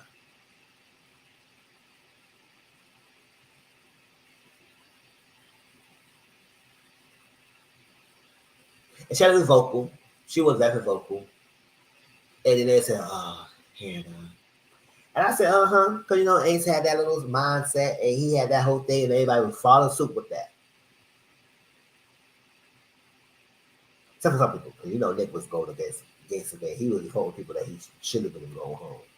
But, Nick had his own mind, even though he was still with the crew. She said it still was shitty. She heard from what she understand. I said, you didn't understand nothing. You be a PR statement. Because I would say, listen, I understand that. I see the clip. I see your explanation, but I still bullcrap. If I were him, I would have said that. It still feel bullcrap because y'all shouldn't have to send me home because I had a connection. I still had two connections, yes, and everything, but I can still continue exploring others or still exploring my connection because this is what the whole point of the experience is. To find someone to connect with. We should support each other of our connections and not be in competition and hating, low-key hating and say that, oh, we have short connections, we're not exploring. Who the fuck to tell y'all how I should be doing my experience? What focus on y'all? What about yourself? No, thank you. What about yourself?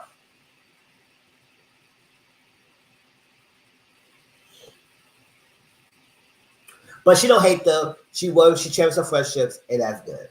I said good. Bella came up. I said, what we have Bella for? It is what it is. Bella didn't really say much. She said the love was great, but also backlash was also strong. She said Huda been there for her and whatnot. Now Jeremiah came out. I said, you know what? Jeremiah is another person who's still in business, and he explained things clearly. He came in, started swinging, and he was good. He stood on his own. He did say the relationship with Huda was very toxic.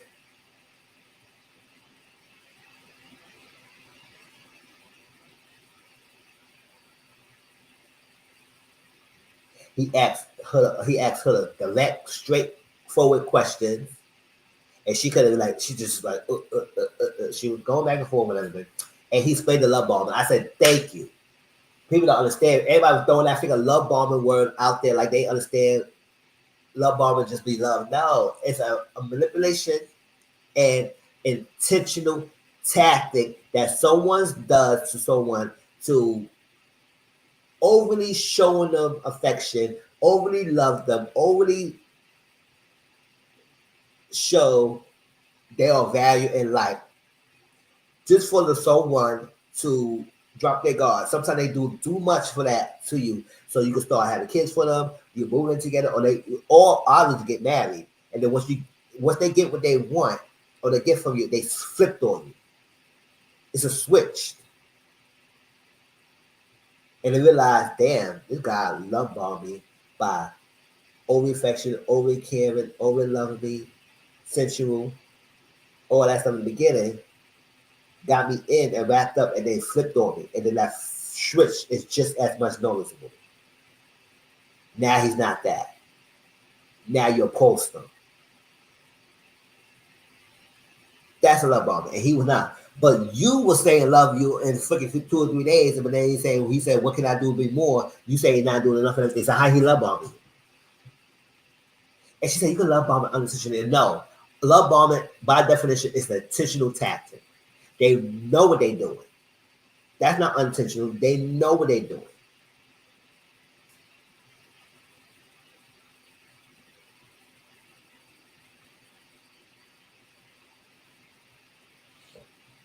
Pepper knew. Pepper said, yeah, he knew. Jeremiah told like that. She said they asked Ace, and he said, "Well, you make some statements like this." You know, so I said, well, after Ace interview, it made me look a little different, like because he tried to act like he was so smart and above it all, but then boy, all that stuff. Say what that? Ask a question. He said, also, why you said Jeremiah should be axed? He said, oh, it was the joke. He said, you know, people are gonna send home for jokes. I said, ooh, yeah, that's true. Yes, I'm home. So So they showed a clip of saying Jeremiah home, even though that shouldn't have happened. Nick so clip that Jeremiah should get sent home, and we realized that Nick wanted Austin to go home, and that's how I should have went home. Ask what the votes were, even though they try to act like that was the votes and that was like Jeremiah was the bottom, and that was the true votes. I said I don't believe that. Y'all leaked that votes, but whatever. But show video, it was clear that Nick was outcast. He was outvoted. It was 2-1. The other two was hell bent about Jeremiah and this that. And they felt like Jeremiah repeating the same cycle and whatnot. I said that he wasn't repeating the same cycle. The fact that y'all was salty because Adrena wasn't giving y'all the time to play. And he said he only scored items one day. I said, and because was you did that to Alondra, what you got with Clark, it only took like 3 days for you to jump ship with boy. Get the hell out of here. And a lot of y'all in that villa at that time wasn't supposed to anybody else like that. You had Landry all this time. Nick was Sierra for most of the time. Ace pretended he was with Amaya like that. And Maya and him wasn't even doing nothing until he finally got with Shelly. So he ain't really explore like that. So what are we talking about? A lot of y'all was not exploring, and then y'all made this freaking dusty ass rule.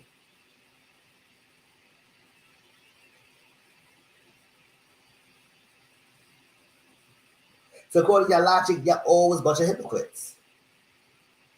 Or focus on someone else. So get out of here. So since Nick was outvoted, he couldn't win, but he was like, we should not send Jeremiah home. He could grow from this. Send Austin home.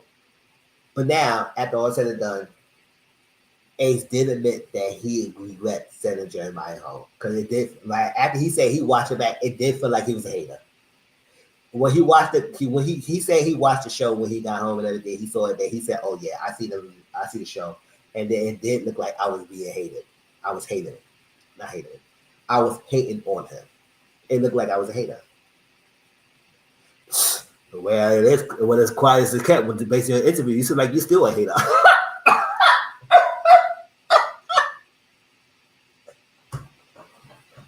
Seems like it's on brand of how you are, Ace. It seems like since you're not the ringleader, since you're not the middle person, you have to focus attention, and you have to be the center of attention.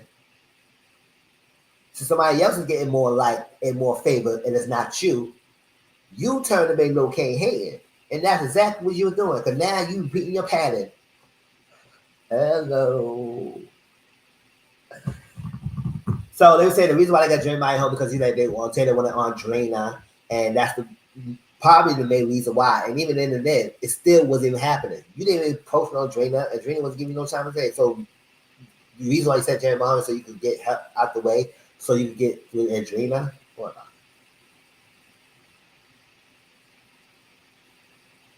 So they believe that Jeremiah. So they show the votes, and they say that who was your favorite girl and boy, and they said Jeremiah and Hannah was actually the bottom and both.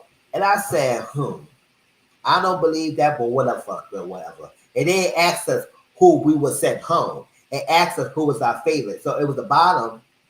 And y'all would let the Republican vote. Also, I'm not just saying. So we did with the American voter, but it came confused.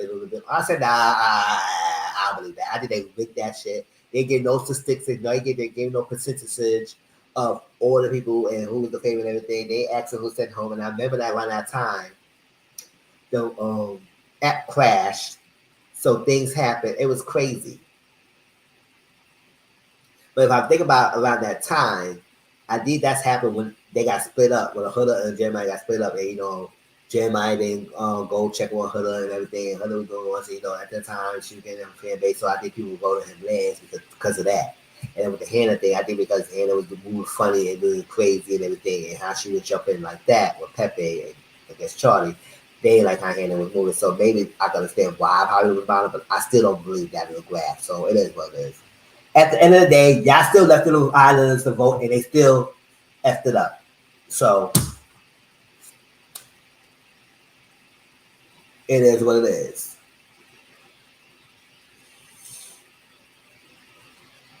But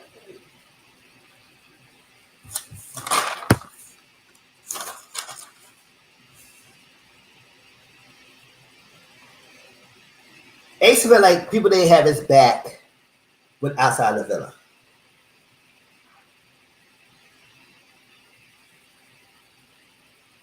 Jeremiah and Bella are just friends. The Hurricane Huda segment. When they showed the Hurricane Huda segment and how her lash out, all she was doing. I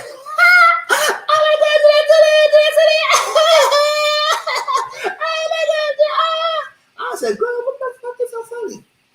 All that make you laugh. She said, I had a stuff reflection from mom, and all I could look back at that, it was just so funny. I could laugh at that. I said, oh, I'm glad you could laugh at that. And that's what y'all freaking ass should have just sent her ass home. But whatever. She unapologetically herself. And she said she felt isolated bullied. And actually, you say you felt isolated bullied, but I could, after viewer, I could be hard to believe that you was not being bullied. Because I said, if you were being bullied, what the fuck was all that? Oh, you my girl, I love you, girl. All that. What was all that? You feel like your buddy. She should have been embarrassed. Now people see how she really is. She got no shame and coof about herself, girl. And then, so she said, yeah, I was a bully, but when I came out, I saw the clips that I felt like I was bullied. Oh, so you felt like you were bullied, but you was not bullied, but you go on your podcast and say you was bullied in the villa. Girl, get the F out of here. Because this what happened. Huda knows she was a terror in that freaking villa.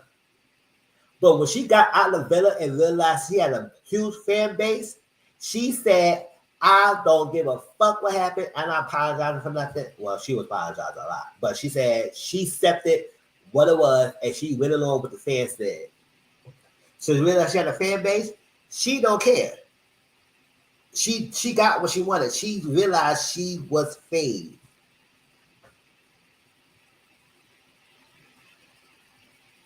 She had a few followers. So she had a few followers.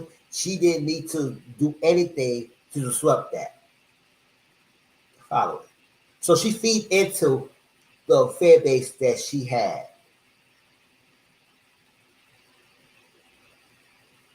So fan base was putting cups together, saying she would be bullied. Then she said, "Oh yeah, I was bullied."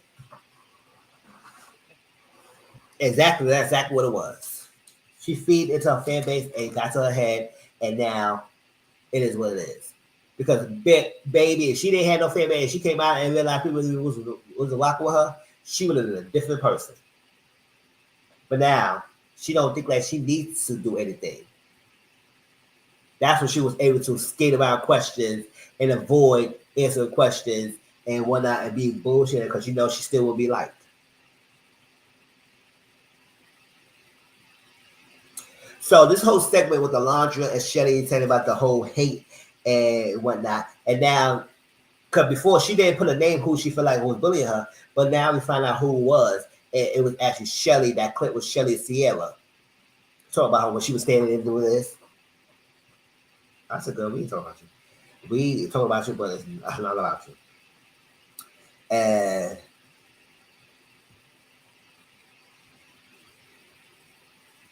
whatnot. So they was talking about her, about the hate. And Shelly was the bully person that. So then Shelly would apologize. I said, Shelly pissed me off with that. I said, what the hell are you apologizing for when you were not responsible and you did not do anything wrong? You didn't do anything wrong. right? So, but she apologized. I said, sometimes I don't have to always be a big person. So with Shelly and Alandria approached her about the hate they was getting, and they talked about it after the video. They talked to her directly in her face, and they wanted her to make a post and tell her fans to stop the hate. Just stop it. If you make a post, that's all we ask for. But no, Huda didn't do so.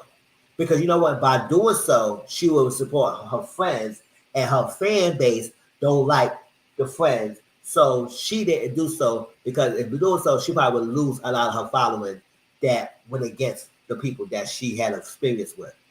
And that's stupid that you was gonna lose friendships over a fan to get the fame and get to your head. But a lot of people does that. And that's what she said. She really don't have a lot of female friends. I said, when a woman tell you they don't have a lot of female friends, that's what we need to look out for. Watch out for.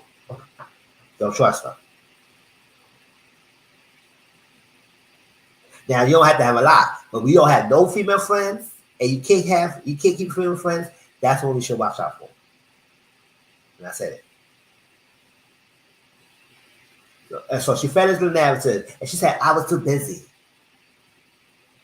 However, but you was not too busy with the live when people say they feel like you was gonna kick somebody out in the TikTok live, and you was really went on your thing and said, "No, I did not kick nobody out." So if you make a statement like that when it came for the live when you were with your boyfriend Lewis, but you cannot make a statement just to tell people to stop with the hate, and I don't support that.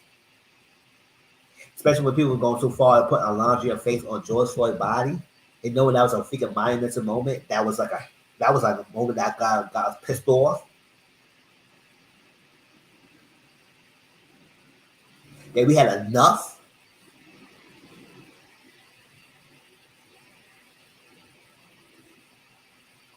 And that's also around the time we had to go do the video panorama for that. And then had this happen, oh, we was livid.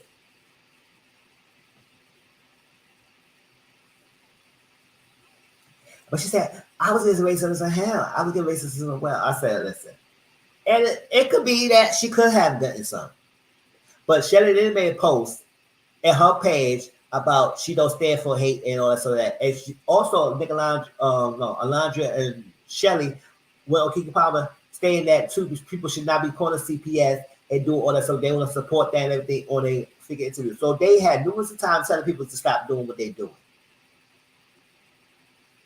But you could not do that one time.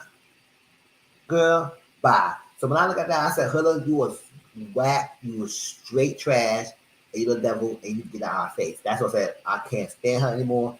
I never stand her. I never really like Huda. So I'm not one of Huda fans. Huda should be sent home numerous a time, but they kept that chick. And this is exactly what happened. You created a monster. Or maybe she was that, but you helped propel it. So that's the reason I follow, because she said, I told you it hurt and you didn't have my back.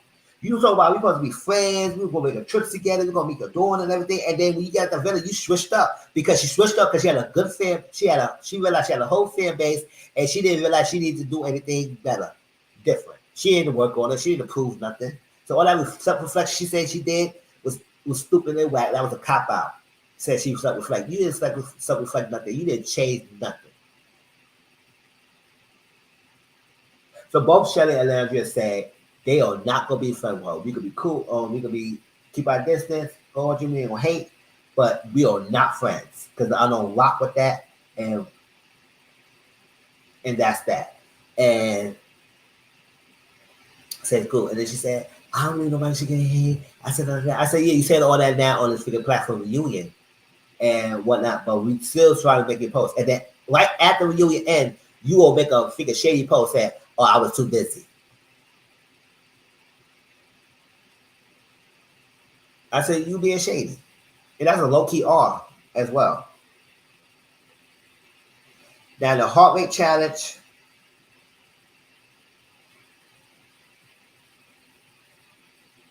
I'm about to talk about X. I know, yeah. All right, about to get there.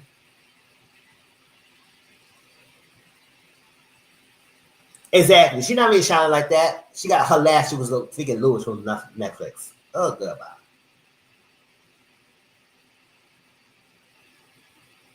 She's not. She ain't getting no deals like Alondra getting. She's not getting the stuff like that Shelly's getting.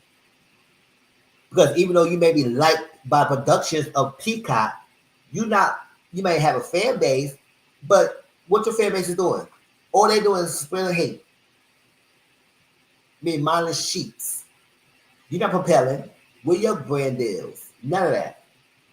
And nobody want to bank on your behind. So you think you got all that good by? So the heart rate challenge. Chad is the last thing before we go to the Ace interview. Let's get that. The heart rate challenge. They showed us the clip because when we watched it, they cut things off. They didn't show us everything, so we don't even know what was going on. So we see that Chris had his face dead there in between Shelly's legs. I said, "Oh, we didn't see that." And then we see that Huda licked the guy's penis, Ace penis. I said, "Oh, child, licked the penis." Doing a lot of stuff to him, kissing, and he was holding his and grinding on his leg and all that, then bouncing, and he holding his legs and like that. They put him down, blindfolded, and kissing. She's like, oh, mm, mm, mm. I said, girl, what the fuck? And then she twerked her behind towards his face. Now, she wasn't sitting on his face, but she was twerking towards it. And I think he did this a little bit, but that's that. So what the whole thing was going about, it said Shelly said her feelings are justified. Now, like I said, I see things in different angles. Could have did it a lot, but she didn't do much more than everybody else did. But she did more, way more than everybody else. Even though it still was on brand of the challenge, that people said that it was no holds bars, no boundaries, nothing is off the table, and everything. So y'all make that thing before the challenge that y'all need to stick with it. Don't come up with boundaries now. So that's one thing. However, it made some slight nuances that you need to consider because at that time, Ace and Shelly was damn near getting close to be exclusive, and that's a band. And we had no, if you and Ace was not really interacting like that, and y'all was not really all that interested. So when did we find out you really was interested in Ace like that for you to do all that to him?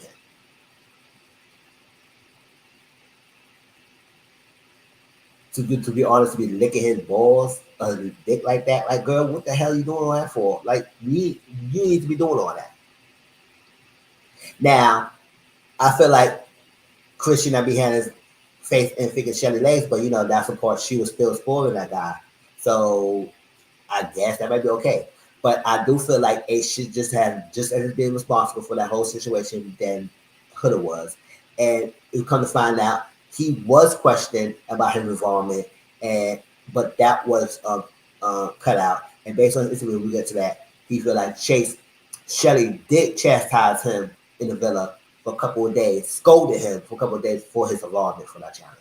So yes, he was not off scotch free, but we just didn't see it, which is whack. We shouldn't see that because it made it seem like it made us feel like it was Shelly's only issue was with her, even though her issue was with both of them. So I understand where Huddle coming from, like you're saying, this is we was a challenge like that. We had no boundaries and everything. Also, so why everybody upset? But I said, understand that. Well, Shelly's coming from. I said, good. If we would do that, if we was Jeremiah, you would have a whole hissy fit. And then when they asked her that question, she said Chris was doing this. So I said, we didn't ask about Chris. We asked about Jeremiah. Once again, she danced around the questions.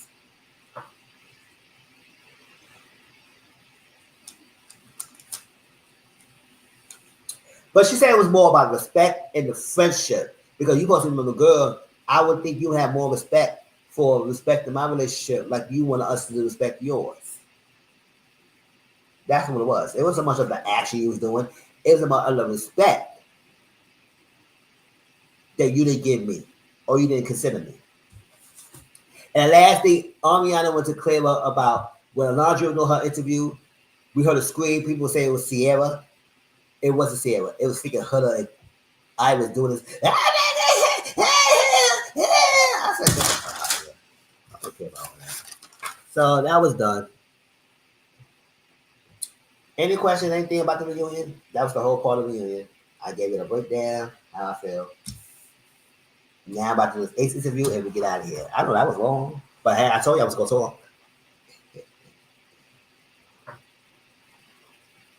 Well, I feel like they could have went more about the they did just the pancake between Jeremiah and Huda, but they should address more about the beginning interaction about Jeremiah and Huda.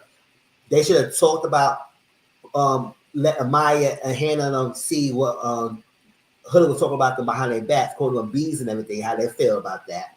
Um, they could have talked about the Huda feel about the pancakes of Chris making Shelly pancakes a day, and she crashed out about that. They didn't talk about the freaking when she trying to coerce freaking Chris to do something with her, basically essaying him. Yes, it was essay, whether y'all like it or not. Because if God did that, y'all would have been all up in the arms about that. Or counting down like he's a freaking child to do something with her. We didn't address that. Like I said, they could have addressed Ace of Raw Milk the Heart Rate Challenge.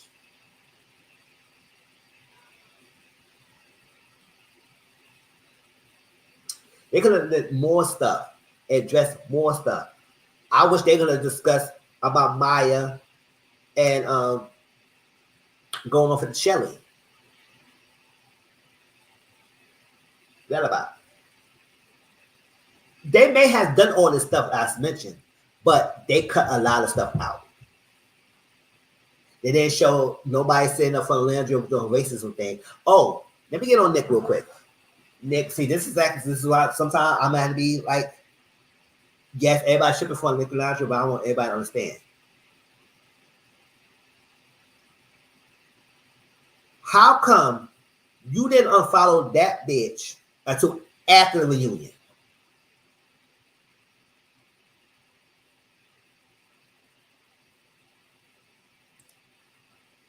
She wasn't going to say anything but say, I'm grown and I'm moved past it. Yes, she was going to dance around anything anyway, so it wasn't make no sense.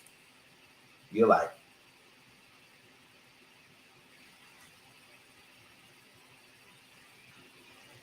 You unfollow her after the reunion that we just seen, and not before, knowing that what fan base is doing to Alondra, knowing that Alondra and Shelly talked to Huda about this, the racism, and you still follow the girl, and the owner and follow to after reunion, F out of here. No, I don't care what y'all say. I don't care what y'all say. But if you gonna be a man, my boyfriend, and you're loose with paper, and I'm black, and I went through some racism shit, and you go still follow the girl after I tell you about all that's going on while she not standing about. No, you should unfollow her, but I don't follow her. I don't care.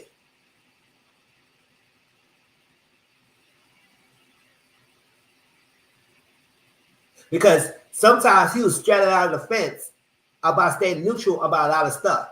I said, no, you need to take a stance, especially being with a black woman. You need to take a stance. Are you gonna be with me and stand by me, or not, or secretly pretending you standing by me, but also agreeing with a lot of shit that's happening? Hell to no, because that's a dangerous person, and we don't want her to go through what Janae went through by having someone pretending that he's good for her and act like it's a great relationship. And the final kind of find out he was undercover. So I don't care. I don't care what the hell y'all said. I said what I said. When I'm going to deal with someone who's outside my race, if I'm going through a racial thing, you will stand by me right then and there and shut that shit down and have my back full through and be will follow. Don't talk to the person. None of that. I'm sorry. I had to say that because that he did unfollow to after reunion.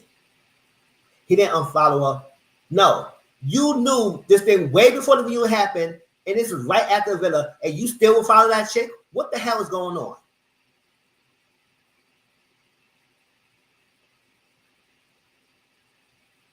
But yeah, he did say they did say he speak at the reunion, but they cut that out, and he was emotional about it. And if they saw, I wish they did was show that because at the end of the day, they want to feed us. It's like, come on, we see, like we need to see that.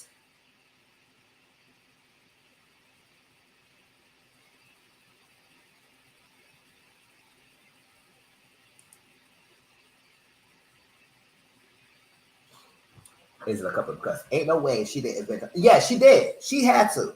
And you still have followed the girl? You still follow her. So that means he was still trying to be cool with her. I said, no, I'm not. You're not being cool. No B who's supporting him, racism against me. I don't care. I know y'all some of y'all might think I'm emotional charge. No, because we got through history.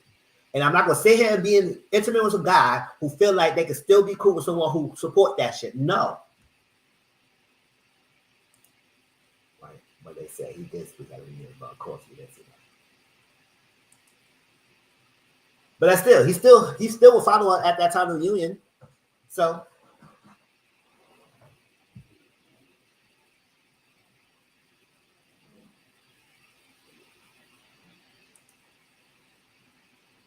what he had to say, especially still following. Exactly. But we ain't getting that questions. But we getting this lovey-dovey stuff. I said no. When I'm dealing with someone outside my race, especially with a person who I have negative history with in history books, no, I need to see you really, really real for me. In all fronts. Yes, you put money in my pocket, but let's this. No, I don't. No, that's not negotiable. Then I'm not gonna be with you. No. So we're gonna let that happen. But let you know, in other scenarios, if I'm going through something and I know is a racial motivated, emotional charge, I need to really have my back. And yes, I'm giving the benefit of the doubt. They did say he did speak up in the reunion, but it cut that out. And that's sad because now people lit his ass up, and then rightfully so. But then you still was following the girl until now recently you unfollow her. I don't know. And he always was dancing around the fence about the Huda thing. I said, stop, no. I don't. She was bullied or not. We don't need no freaking neutral answers. Now, I'm down my soapbox. I had to say that because that got me upset. Now, the Ace interview.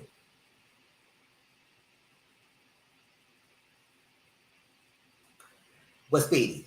This was yesterday. It dropped. And it broke the internet. Was it yesterday? Yes, it was yesterday. Whew. Ace did this interview. He said this is the first and last interview that he gonna do. Because after Villa, he really wasn't doing any press. He wasn't doing much press. I don't think he was in the house that week when they had to do that freaking brand deal stuff. Maybe not. I don't know if he was. I think everybody had to do it, but I really didn't see him. The only thing he did when he had that right at the Villa, the exit, when they do when people get exited Villa, they have an interview. He did that with Shelly. However, since then he hasn't been around. Shelly been doing most of the stuff on her own. And Shelly gonna make her bag. She listen, whether you win me or not, Negro, I'm gonna make my bag. And I was like, Shelly, you better do it. But it just sucks that when you're supposed to be a couple, like I want you near me, like and other couples together. Like you got me by myself all the time. Like what the hell? So, but he don't give a F. This is he don't give a fuck. Like corner time, he don't care. He don't care. So I said, okay, bye. You don't care. I'm letting you know that you better know what you're saying because you're gonna do collateral damage. And that's exactly what he had done. Exactly what he had done. But you act like you so mature, act like you had doing a lot of traumatic experience, and that made you mature for age. That's great. But you weaponize that and throw people under the bus, or at least low key being a hater because your freaking ego was bruised. That's what it was. Let's get to it. Now, I didn't take notes of the order of what he said. I just jumped around and everything. I think when I see that Ace has a hard problem of not being liked. If y'all see, he needs to be liked. I don't know if y'all caught that. I think Ace wants to be liked. He had a problem not being liked or he's not being fave. Because the way how he just went hard about the people favor when he got the villa and realized that the Nicolandria was the hype and not Shelley's. I'll be hearing like that. Or people not liking him or favor him like that. He was not liking it either. I said, what you want to see? We see what you was giving us. We see what producer like. Yes, we understand that production sometimes edit things to make you seem a certain way. However, it's very rarely that we see you outside of the production or the show that you're completely different of what they portrayed you to be. Usually, people are what we see on the freaking screen. Period. Most of the times, people are what we view them as on the screen, with the edits and all.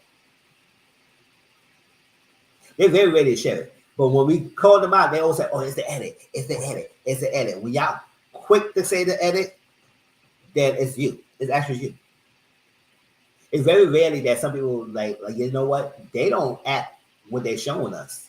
Maybe that person was not like what they were portraying us on this show. So they really were trying to portray this person as a bad light, even though this person is not the way it was. But most people are exactly what they was in the freaking thing. So he has a problem with not being favored or liked. I think he felt like Shelly and him should have had the treatment that Nick Laundrie got.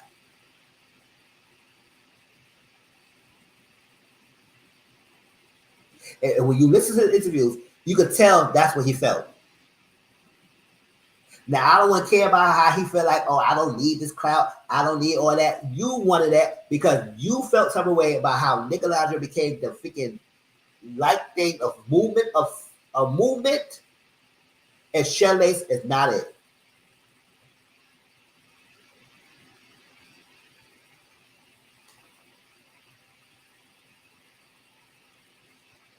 Oh, I'll tell you, I'm gonna give him how I feel. I'll give him how I feel. Well, by him doing his podcast, it show us who you really is. And what you was at the villa is exactly who you are. A low-key hating ass boy.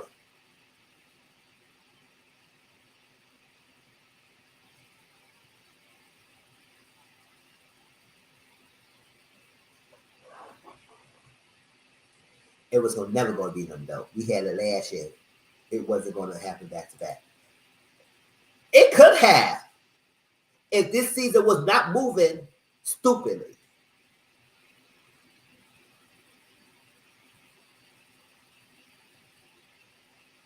They thought they could be the next Serena or Cordell, but you cannot be the next Serena Cordell the way how y'all was moving in this freaking villa.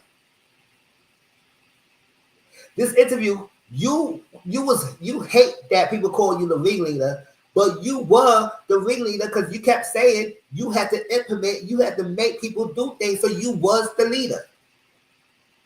And people follow suit what you were saying. You was very influential in that freaking thing. You kept saying that you were very influential. Maybe not that same words, but that's exactly what you kept saying the other thing. And you kept mentioning that you was someone as a ringleader. So you were.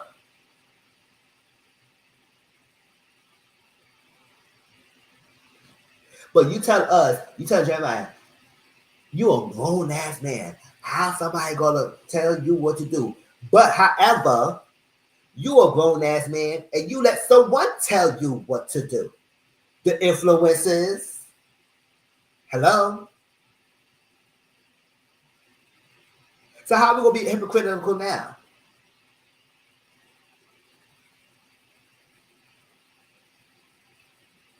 And I like what Charlie said because I forgot to mention that. Charlie was saying, "Do you feel like it's regular?" He said, "Regular, no." But I did feel like he was going around asking people who your connection with, who this is, like trying to get information, but he was not giving anything back. So now Charlie said, "You know what? I should start holding things more on my own." I said, "I'm glad that Charlie said that." I said, "You know what? Charlie ain't scared of none of y'all." And I said, "Yes." He was going around asking people who you're connected with. He was going around, he was doing all that stuff because he was trying to be influential in that freaking thing and trying to run shit. And when he realized that control was not there for him anymore, he started lashing out. And that's exactly what's going on.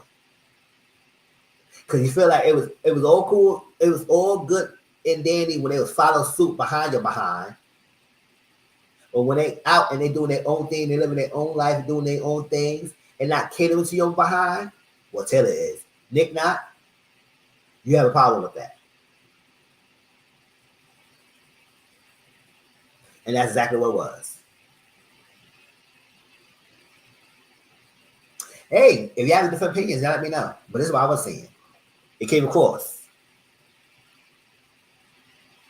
So when it came up,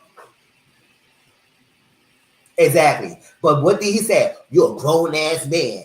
You how you gonna let me tell you no? That you're a grown ass man too, and you let some figure other man or woman and film behind production tell you what to do. I don't care if they pay you or not. You don't have to listen to them. They can suggest, and I do know sometimes. That's what I'm saying. He makes some valid points. Like I said, sometimes production will force some things happen or put you in a situation that's out of your control. Like love of hip hop or atonement or reality. That's why I say y'all cannot go by reality TV show making it seem like that's reality. That's not. Those control environments that put you in this particular situation that make you, and sometimes you have to be there.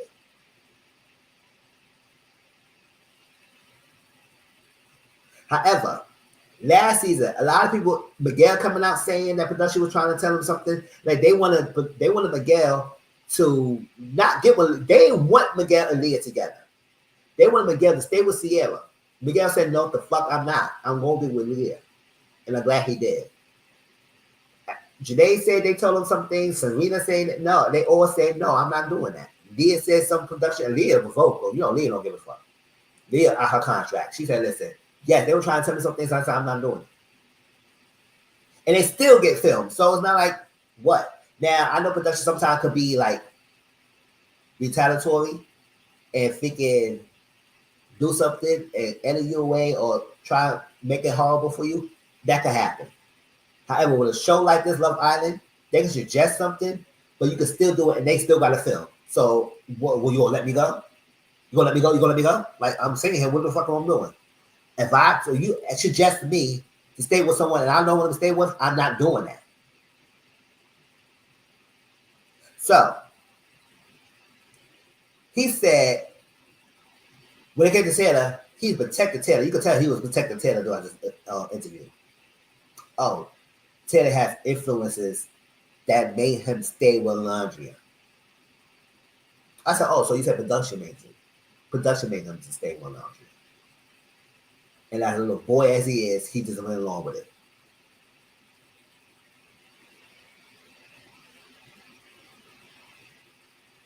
And those same influences is what made you back Hood'em when you should have stayed behind Jalen.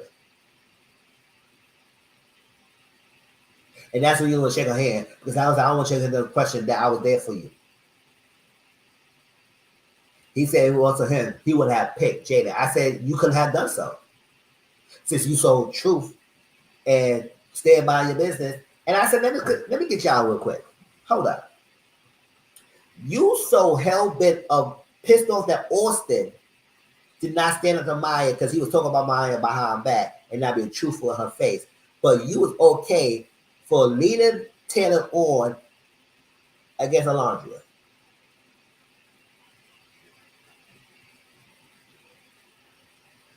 Knowing that you know that he was not attracted to her, and you know that influences was making him stay with Alondra, and not one of y'all, not even you could tell Alondra, or tell your girl Shelly to tell Alondra, because usually guys stick up for each other. He would not probably go out his way and tell Alondra, because guys usually stick up and hide secrets from other guys.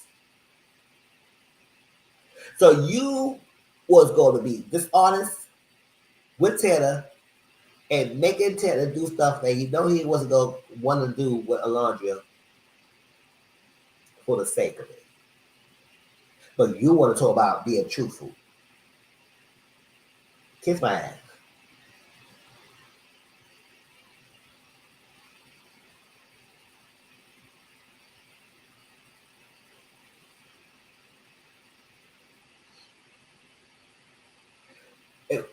If production would ask me to stay behind her, I said, no, I'm not standing behind that bitch. No. I'm standing behind Jaden. And what you gonna do? No, I'm not standing behind her. I'm not saying that. She's a terror. She's a wrecking ball, and I'm not standing behind her.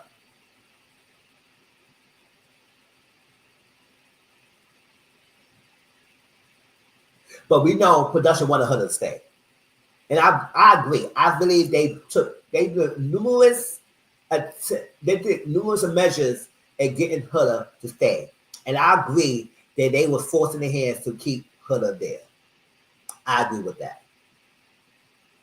Because they know that she was going to do all that and still be that villain like that. Hell to the no.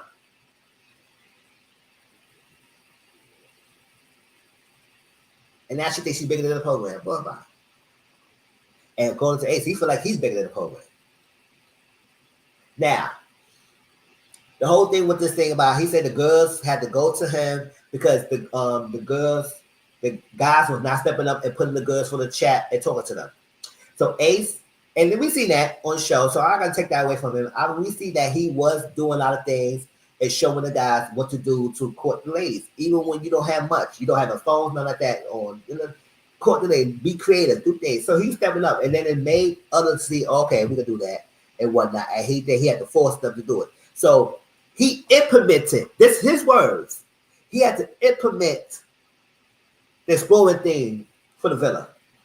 He had to implement that to tell them to explore. So it was your idea. So you was the ringleader. So I don't know why you butthurt about it. If you was your information, and first of all, you was an influencer. That's what I'm saying. Production next season, don't hire no more people on who.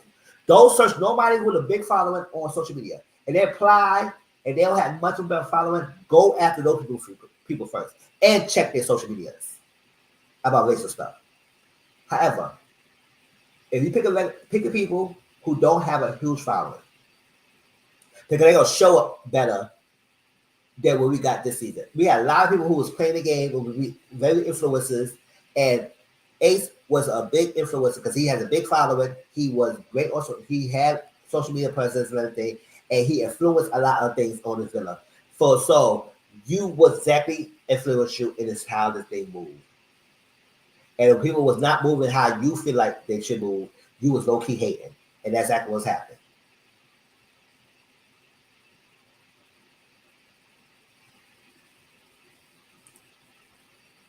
Exactly. You mad, but that's what you were doing. Exactly. He was definitely doing that. Definitely doing that. The productions brought so many influences in this season. Don't do that next season. Don't do that. Don't search people out and see who they connected with and try to bring that person to know. Let people apply, search their following, and see if they got a big following and everything, don't even try to go after people. No. Regular people. And then once you try to go get serious with the people that you try to connect, then you have a team, a dedicated team to search actual everybody their social media handles for everyone. If they got Snapchat, they got this, Twitter or Instagram, something like that. And they have someone on Facebook, have someone go through, order it back, search, find too. Because we're not going to do another season for you kick people out.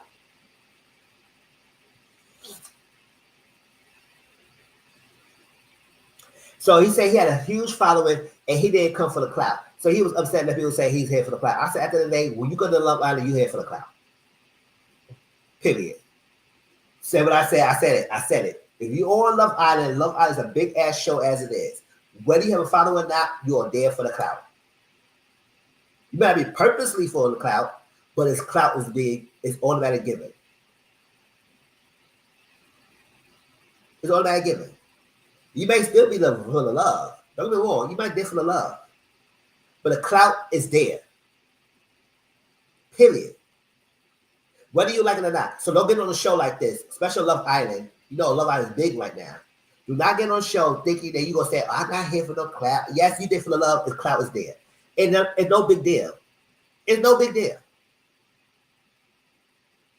And anybody who's watched Love Island show need to realize this show is a big show. And when people get after the villa, they have endorsement deals and everything. The clout is there when they finish the villa.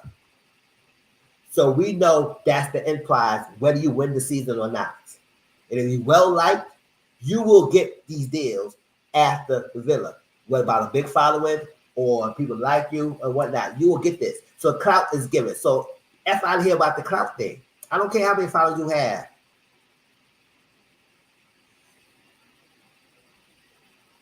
It comes with the show. So F out of here, Ace, with that. It comes with the show.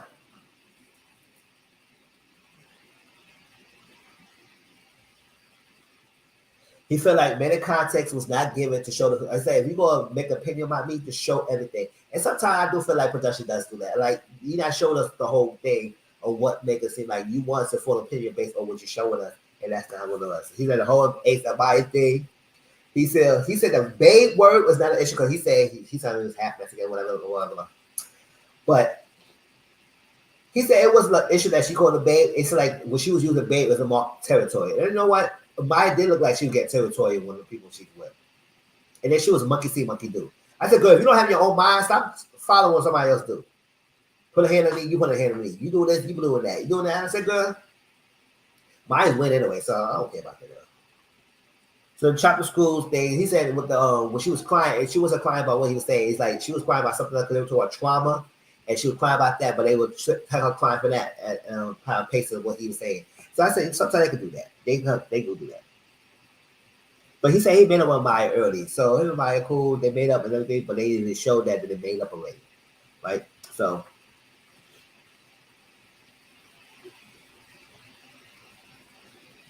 Ace was in on coaching Taylor and being fake with Audrey. Yes.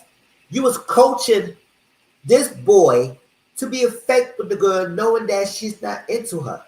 So, but then you say you understand her feelings at the stand up business channel. I say you understand it because you knew your boy was in her alone and you was in on it because you know what influence is making him do so, and you knew by coaching him to continue to lie with her, and not once you had to tell her, Landria. Is I would have told her. I said, listen.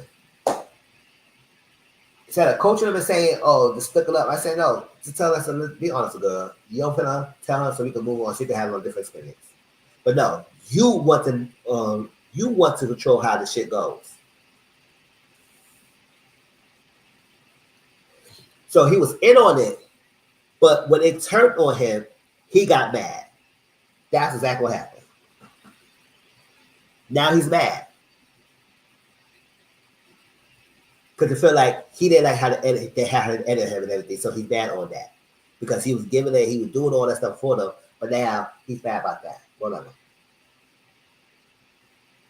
He said influencer forced their hand to keep her. Knowing she's the problem. I said I agree with that. Yes, they did enough because that's what they were getting her the redemption arc. All that redemption, we will redeem her. But I said we don't need to redeem shit. Get the fuck out. Get her out here.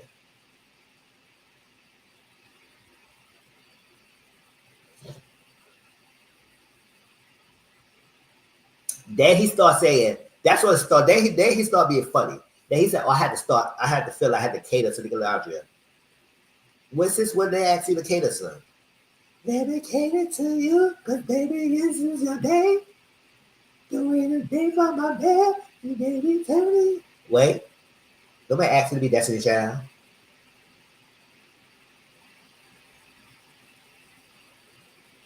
I will give my breath, my strength. Nobody asked you to do all that. So you gotta start catering to them. That's your friends. How you need to start catering to them? I know you were champagne in that relationship. Not champagne, campaigning. Enjoying it. Celebrating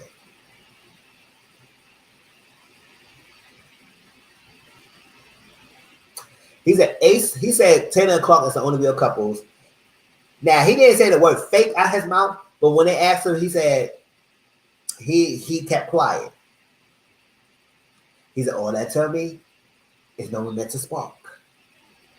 It is only physical attraction. It's no one meant to spark.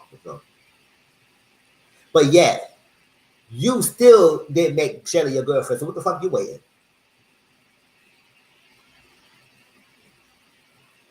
What are you waiting for? You did the experience. We wait for you. Say you're exclusive.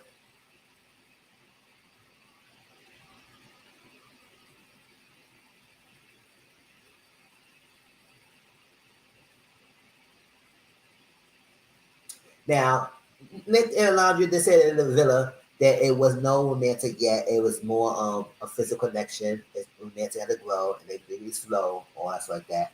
Now, he said the last time he talked to Nick, he said it was a romantic spark. So, what was the last time? Is the last time was in the villa? Okay, we all know that he said that and whatnot, and maybe still be so.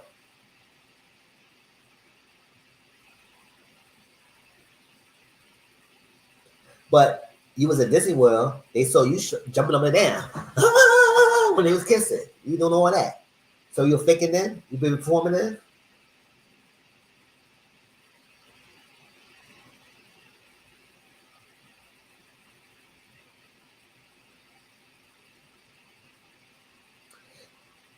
So Ace has a bruised ego. His ego was bruised. And I said, you could have just told Alondria about that. And he's upset that Nick didn't defend him about the four finalist comment. At the reunion, that's what he was upset about. He said the reunion, Nick didn't defend him. I said, so what more do you want him to defend you about? And he said he upset that people didn't defend his character, speak on his character. Nobody really, he said when he got the villa, nobody was speaking on his character. I said, listen, boy,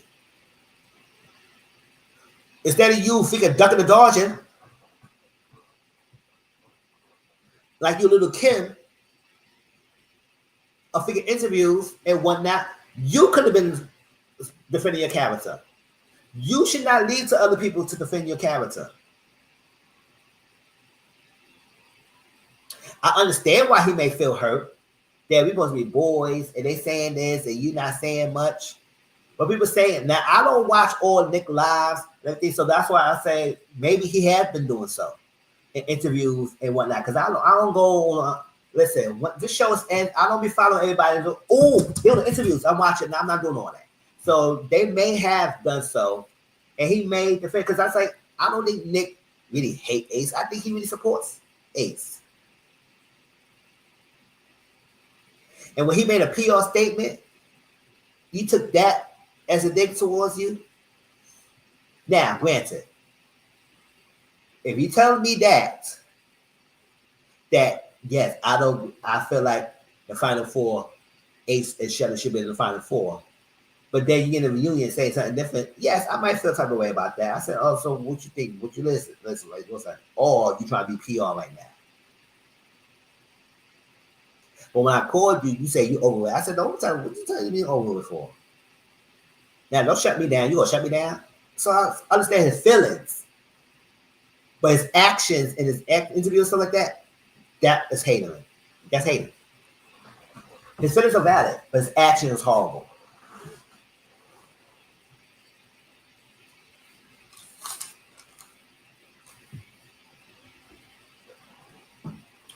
And you was playing around this process. You was playing around, thought you could get what you need to do, and then bite your behind. And now you didn't win because of your figure antics. You was playing too much. He said he's cool with Alondria, he's cool with Shelly, he's cool with Taylor and Bryan, and he respect Jeremiah. No Nick involved. And Speedy caught that. He said, oh, so no Nick? No Nick?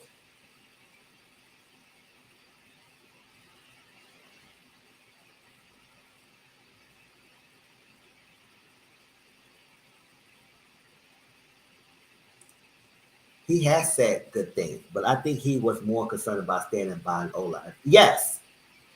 Yes. Because I was his girl, and he had to make sure he's there for his girl. Now, I still don't like how he still followed the girl, Huda, until at the reunion. So it was recently he just unfollowed. But that time when they filmed, he still was following the girl. So I said, so yes, he probably had to defend himself by that. By staying behind her. I know she'll his ass up. I said, Jet to Holiday on his ass. I'm playing. But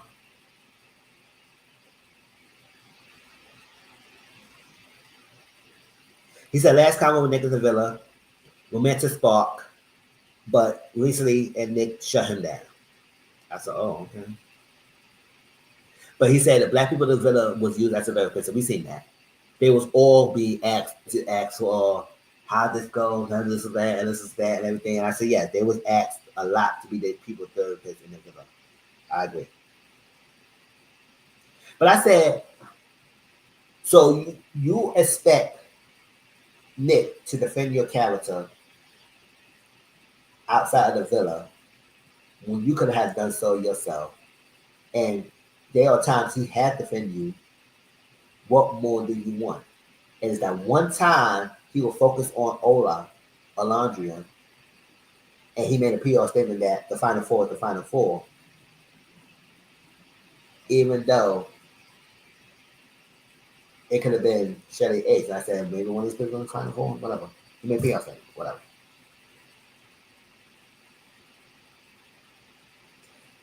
And it's crazy about him doing this way because he filmed this the day after the reunion. The reunion was aired on the 25th. He did this Tuesday, I think, and we see this on Wednesday. So you knew the hate and all the stuff that Shelly and Alondra is getting right now. So for you to throw salt in a Nick Alondra relationship in this kind of manner is freaking ridiculous, Ace. But yeah, you want to be the mature one, right? You the one to act like you don't give a fuck and you gonna stand there, you gonna tell your truth and everything, and that's what it is. Like I said, you made a lot of valid points. But the fact how you were becoming a hater and you weaponize your feelings and your actions were very bullcrap. And you move like an undercover hater. You didn't move for someone who was supporting the relationships or your friendships. And now this interview, you could have fueled more hatred towards them. I said, I knew this was fake. I knew this was like, see, this was acting like ain't saying that and everything. All of a sudden, yeah, now look at that.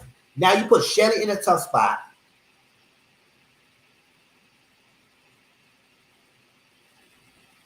Alondra supposed to be a girl.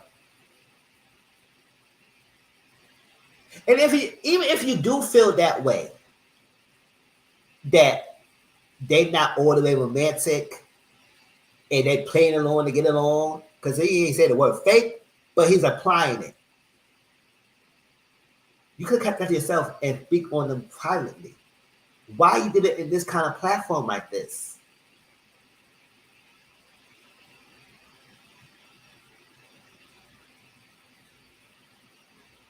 So he talked about he was very uncomfortable with the Huddle Challenge. No, not the Huddle Challenge. The Heart Rate Challenge when the Huddle did that to him. He was uncomfortable. Now, I don't understand him. I stand by what he said about the being uncomfortable. Because at the end of the day, we cannot tell him what he felt like. Yes, we see his actions, but your actions, you can still get along with something and still be uncomfortable when it comes to a sexual act or whatever like that, or something along the lines when doing that thing because she licking his penis and doing all that stuff. Yes, and yes, we see him being engaging, but he still was uncomfortable, and that's called fawning, meaning that you go along to get along, but you can still be uncomfortable with what's happening. You call fight, flight, or fawning. In uncomfortable situations, when you get to like things, you got to fight the person, you got to escape the person, or you might just do it, but still do it so it can just go away. So he can still be uncomfortable and still get involved in doing that, engaging. But he did say Shelly did scold his ass for a while now. He been smiling in the villa like a couple of days.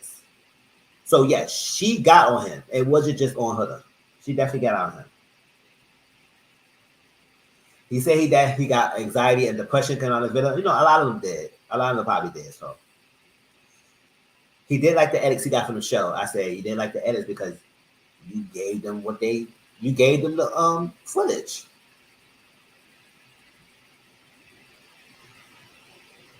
Yes.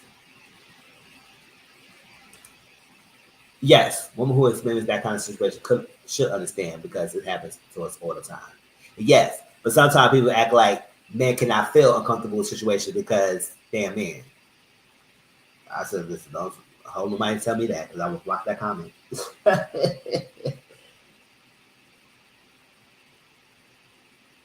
He protected Taylor a lot. He said Austin was the B for not standing up for this. And I said, you call Austin that, but Austin was not wrong about you. Austin was lost and not all the way there in the reunion. But Austin was right about you about a lot of things. He just had a hard time standing up to you. But he was not wrong for what he said about you. And we see you proved us and you proved him in this interview.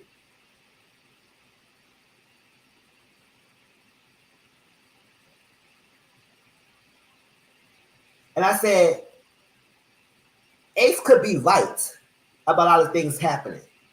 But you cannot be right and being a hater at the same time. No. No. You can't do that.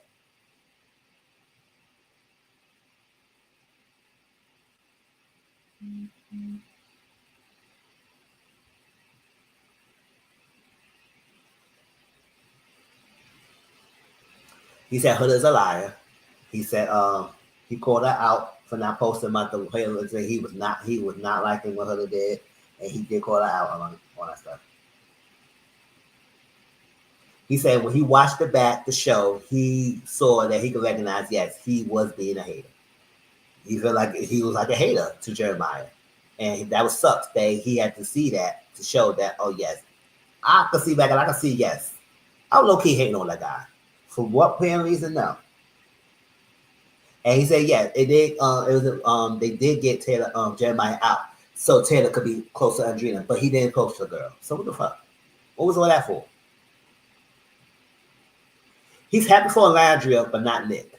I said, oh, Chad. And you know, Nick is attached to Landria, and Nick supposed to be your boy. So I was like, really? So because he did say that one thing so far, or speak to your character, I don't know how many times you want him to do. What more do you want the guy to do? Defend your own character instead of ducking the dodge and figure interviews. You could have been doing a lot of interview press like everybody else doing. And he said a lot of people just doing interviews and pressing. Not getting wrong. Taylor and Nick has been on a lot of interviews and pressing and doing all this stuff like that in different scenarios and everything. I said, listen, y'all doing a lot. Hey, but just because you're not doing that doesn't make you better than the person who's doing something. And then he fed into the cold sore outbreak that people were rumoring about. I said, first of all, it was no cold sores in the villa because it was debunked that he got hit in his, it was a football accident. He got hit in the mouth by the football, right? And one of the guys confirmed it. Now, if it wasn't Nick you talking about Austin? I don't know. I don't think Austin got one. And I said, do they get tested? And they're kissing all the damn time, but nobody else got anything else. So I said, no, it was not okay. So I said, what was all that you was doing? I'm sorry. That was not mature behavior at all. What y'all thought? Y'all had anything different? Maybe I was doing too hard on him, but I said I didn't really rock with Ace like that and put it like that. He was not my favorite. I didn't like how he moved. And then it still shows. And it sucks that Shelly, Alondria, or collateral damage on this. Nick, the blindsided, he didn't even realize Ace for that. So you still, when you understand, you don't give a fuck, but you're giving no fuck attitude did some damage.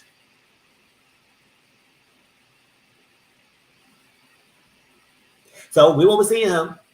Like you said, that's your first and last thing. You could do what you want to do. You had a whole film following. Good luck to you with that. You guess you had a whole following, but doesn't make you better than someone else. And yes, he went through a lot. Doesn't make you more mature than someone else. You don't get me wrong. It's mature for his age, but you could be mature for your age and not mature. It makes sense, right? Because he didn't. He probably was mature at his age how he spoke, but he wasn't mature at how he handled the situation, and that's how it was for me.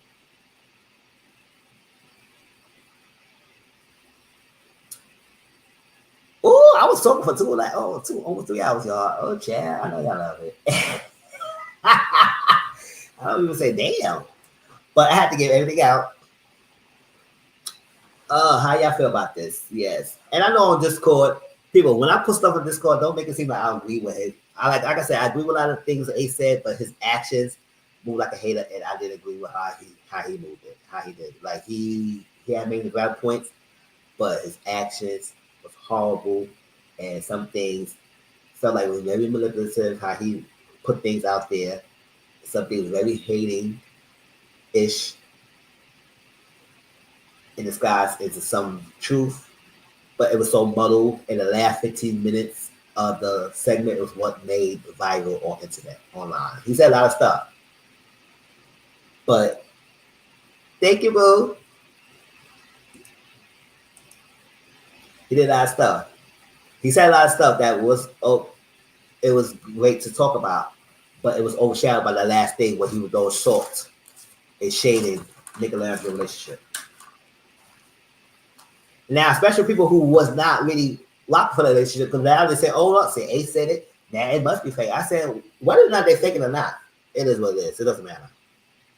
Nickelodeon stands still will support it, whether they're faking or not, because they like the idea of them together. She get the bag because of him, basically.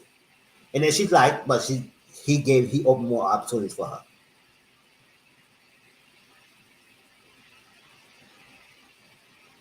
in the midst of the hate. And by him doing this interview, it could spill more hate towards them, knowing that. But he act like he's so smart than everybody else. Oh yes, thank you, boo. Case aware. Did you? Speedy came out saying Ace told him all things things that day. That's why he don't believe in Nickelandria. Yeah. Now people tell me that Speedy never believed in Nickelandria. I don't give a damn if Nickelandria make it or not. It is what it is. With that being said, yes, Speedy did say that if what he found out from Ace off camera is true, then y'all should not be shipping for liquor laundry. That's what they see saying. They faking the fun. And what he told them what is true. I said, okay. I mean, I wish you would tell us since you would stand on business, tell it all out there. But listen, you told him off camera, you told Speedy, that's what you believe is fake, or apply that it's fake, or it's not a real relationship. So what?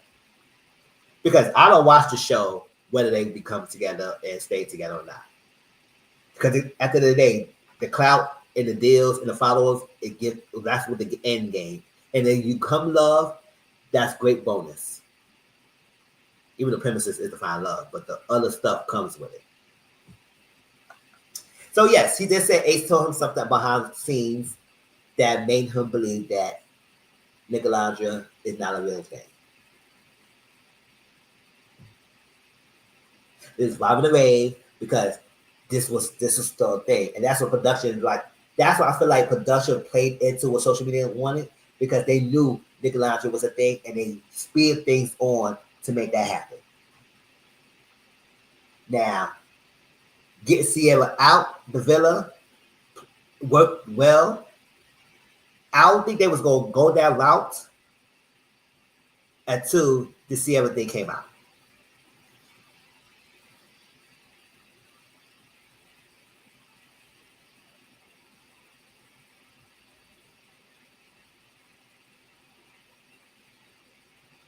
I know they did that whole thing, but they really at that point said that it was a friendship. It was no romantic. They were gonna keep it as friends. That both Taylor and Sierra was still there.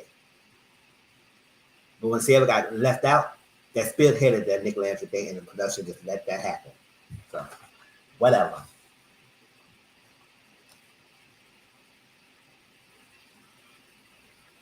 But anything else I missed?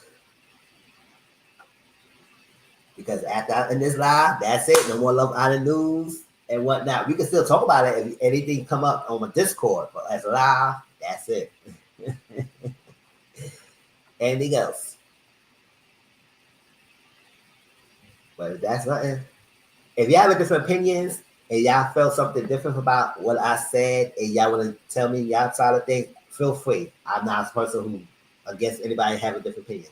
Just be respectful in the comment section down below. Just be respectful. If you call out my name, try to call me, I will block the comment. I don't go back and forth with nobody. I will delete the comment. But I would love to hear people's thoughts. So I appreciate y'all. I love y'all. Now, upcoming things on my channel. I will review Love is Blind UK. We had to watch it. We did watch it up to after the villa. I'm done. Enough. Exactly. That's it. No more. Oh, Love Island. I can't. I can't no more. That's it. I will review Love is Blind. Love is Blind. Not Love. Yeah, Love is Blind UK. I will review that. I will review it. So that will be coming up soon. Next. I did not forget about Heart and Hustle Houston. I did not forget about that. I just wanted to get this Love Island stuff out the way so we be done with that so I can focus on other things. Because I have neglected Beyond the Gates. And the reason why, because Love Island happened and I didn't want to do too much right now. So I will go back to Beyond the Gates and catch up and do watch alongs on that. So keep up with that. Love Island Games, the second season. I never watched the first season, but I will watch the second season and see how that goes. But now they say they changed the thing and people didn't like it. They say that they're never going to start voting about the fates of the people in the villa and people didn't like it. So I don't know if I want to watch the season because if they're going to be, whatever. I'll probably watch it. Love Island Games, we'll check that out. Traders coming back soon. So we will get into that, Traders. And some other stuff is coming out. Oh, Fatal Seduction, that's on Netflix. If y'all have not watched that show, please watch that show. That show is good because second season's out, but we will rewatch the first season because I forgot. We have to rewatch the first season. We will be doing some watching alongs of Fatal Seduction. When I post on Discord, then we're going to start watching some episodes. Please come join me and whatnot to watch it because I want to review it. I want to have a discussion about it. Or even talk about it, y'all just do it. Because it was a great. I watched it when I taking the notes, but at this time I'm gonna watch it again, drop some notes down. So when I talk about it, we can do it. And other stuff. So that's it for now. And oh yes, I know Potomac the trailer come out, but I don't watch Potomac anymore. So it is what it is. The trailer does look good. Don't get me wrong. It looked like it might be a good season. However, I just gave up on Potomac. So I'll watch the reviews.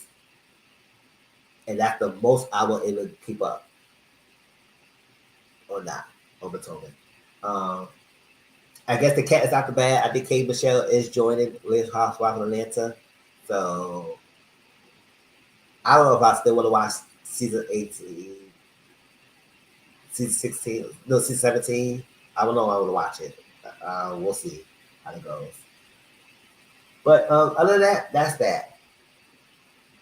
When the Voices come back, we're going to continue with that. And any of the other shows that's coming out, let me know. But I appreciate. Oh, and we have to finish Love Island UK. It's almost done. We have to finish watching that. So I appreciate y'all. I love y'all. Thank you for coming through. And I'll talk to y'all later. Peace out.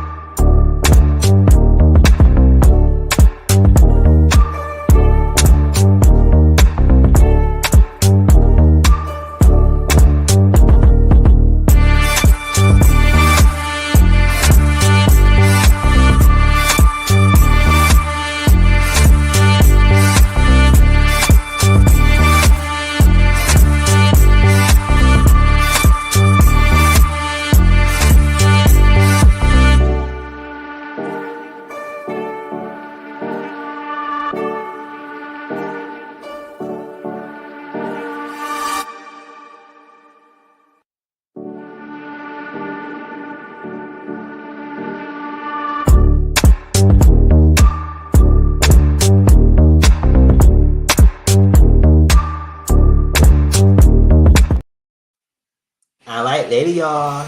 Talk to you later. Peace out.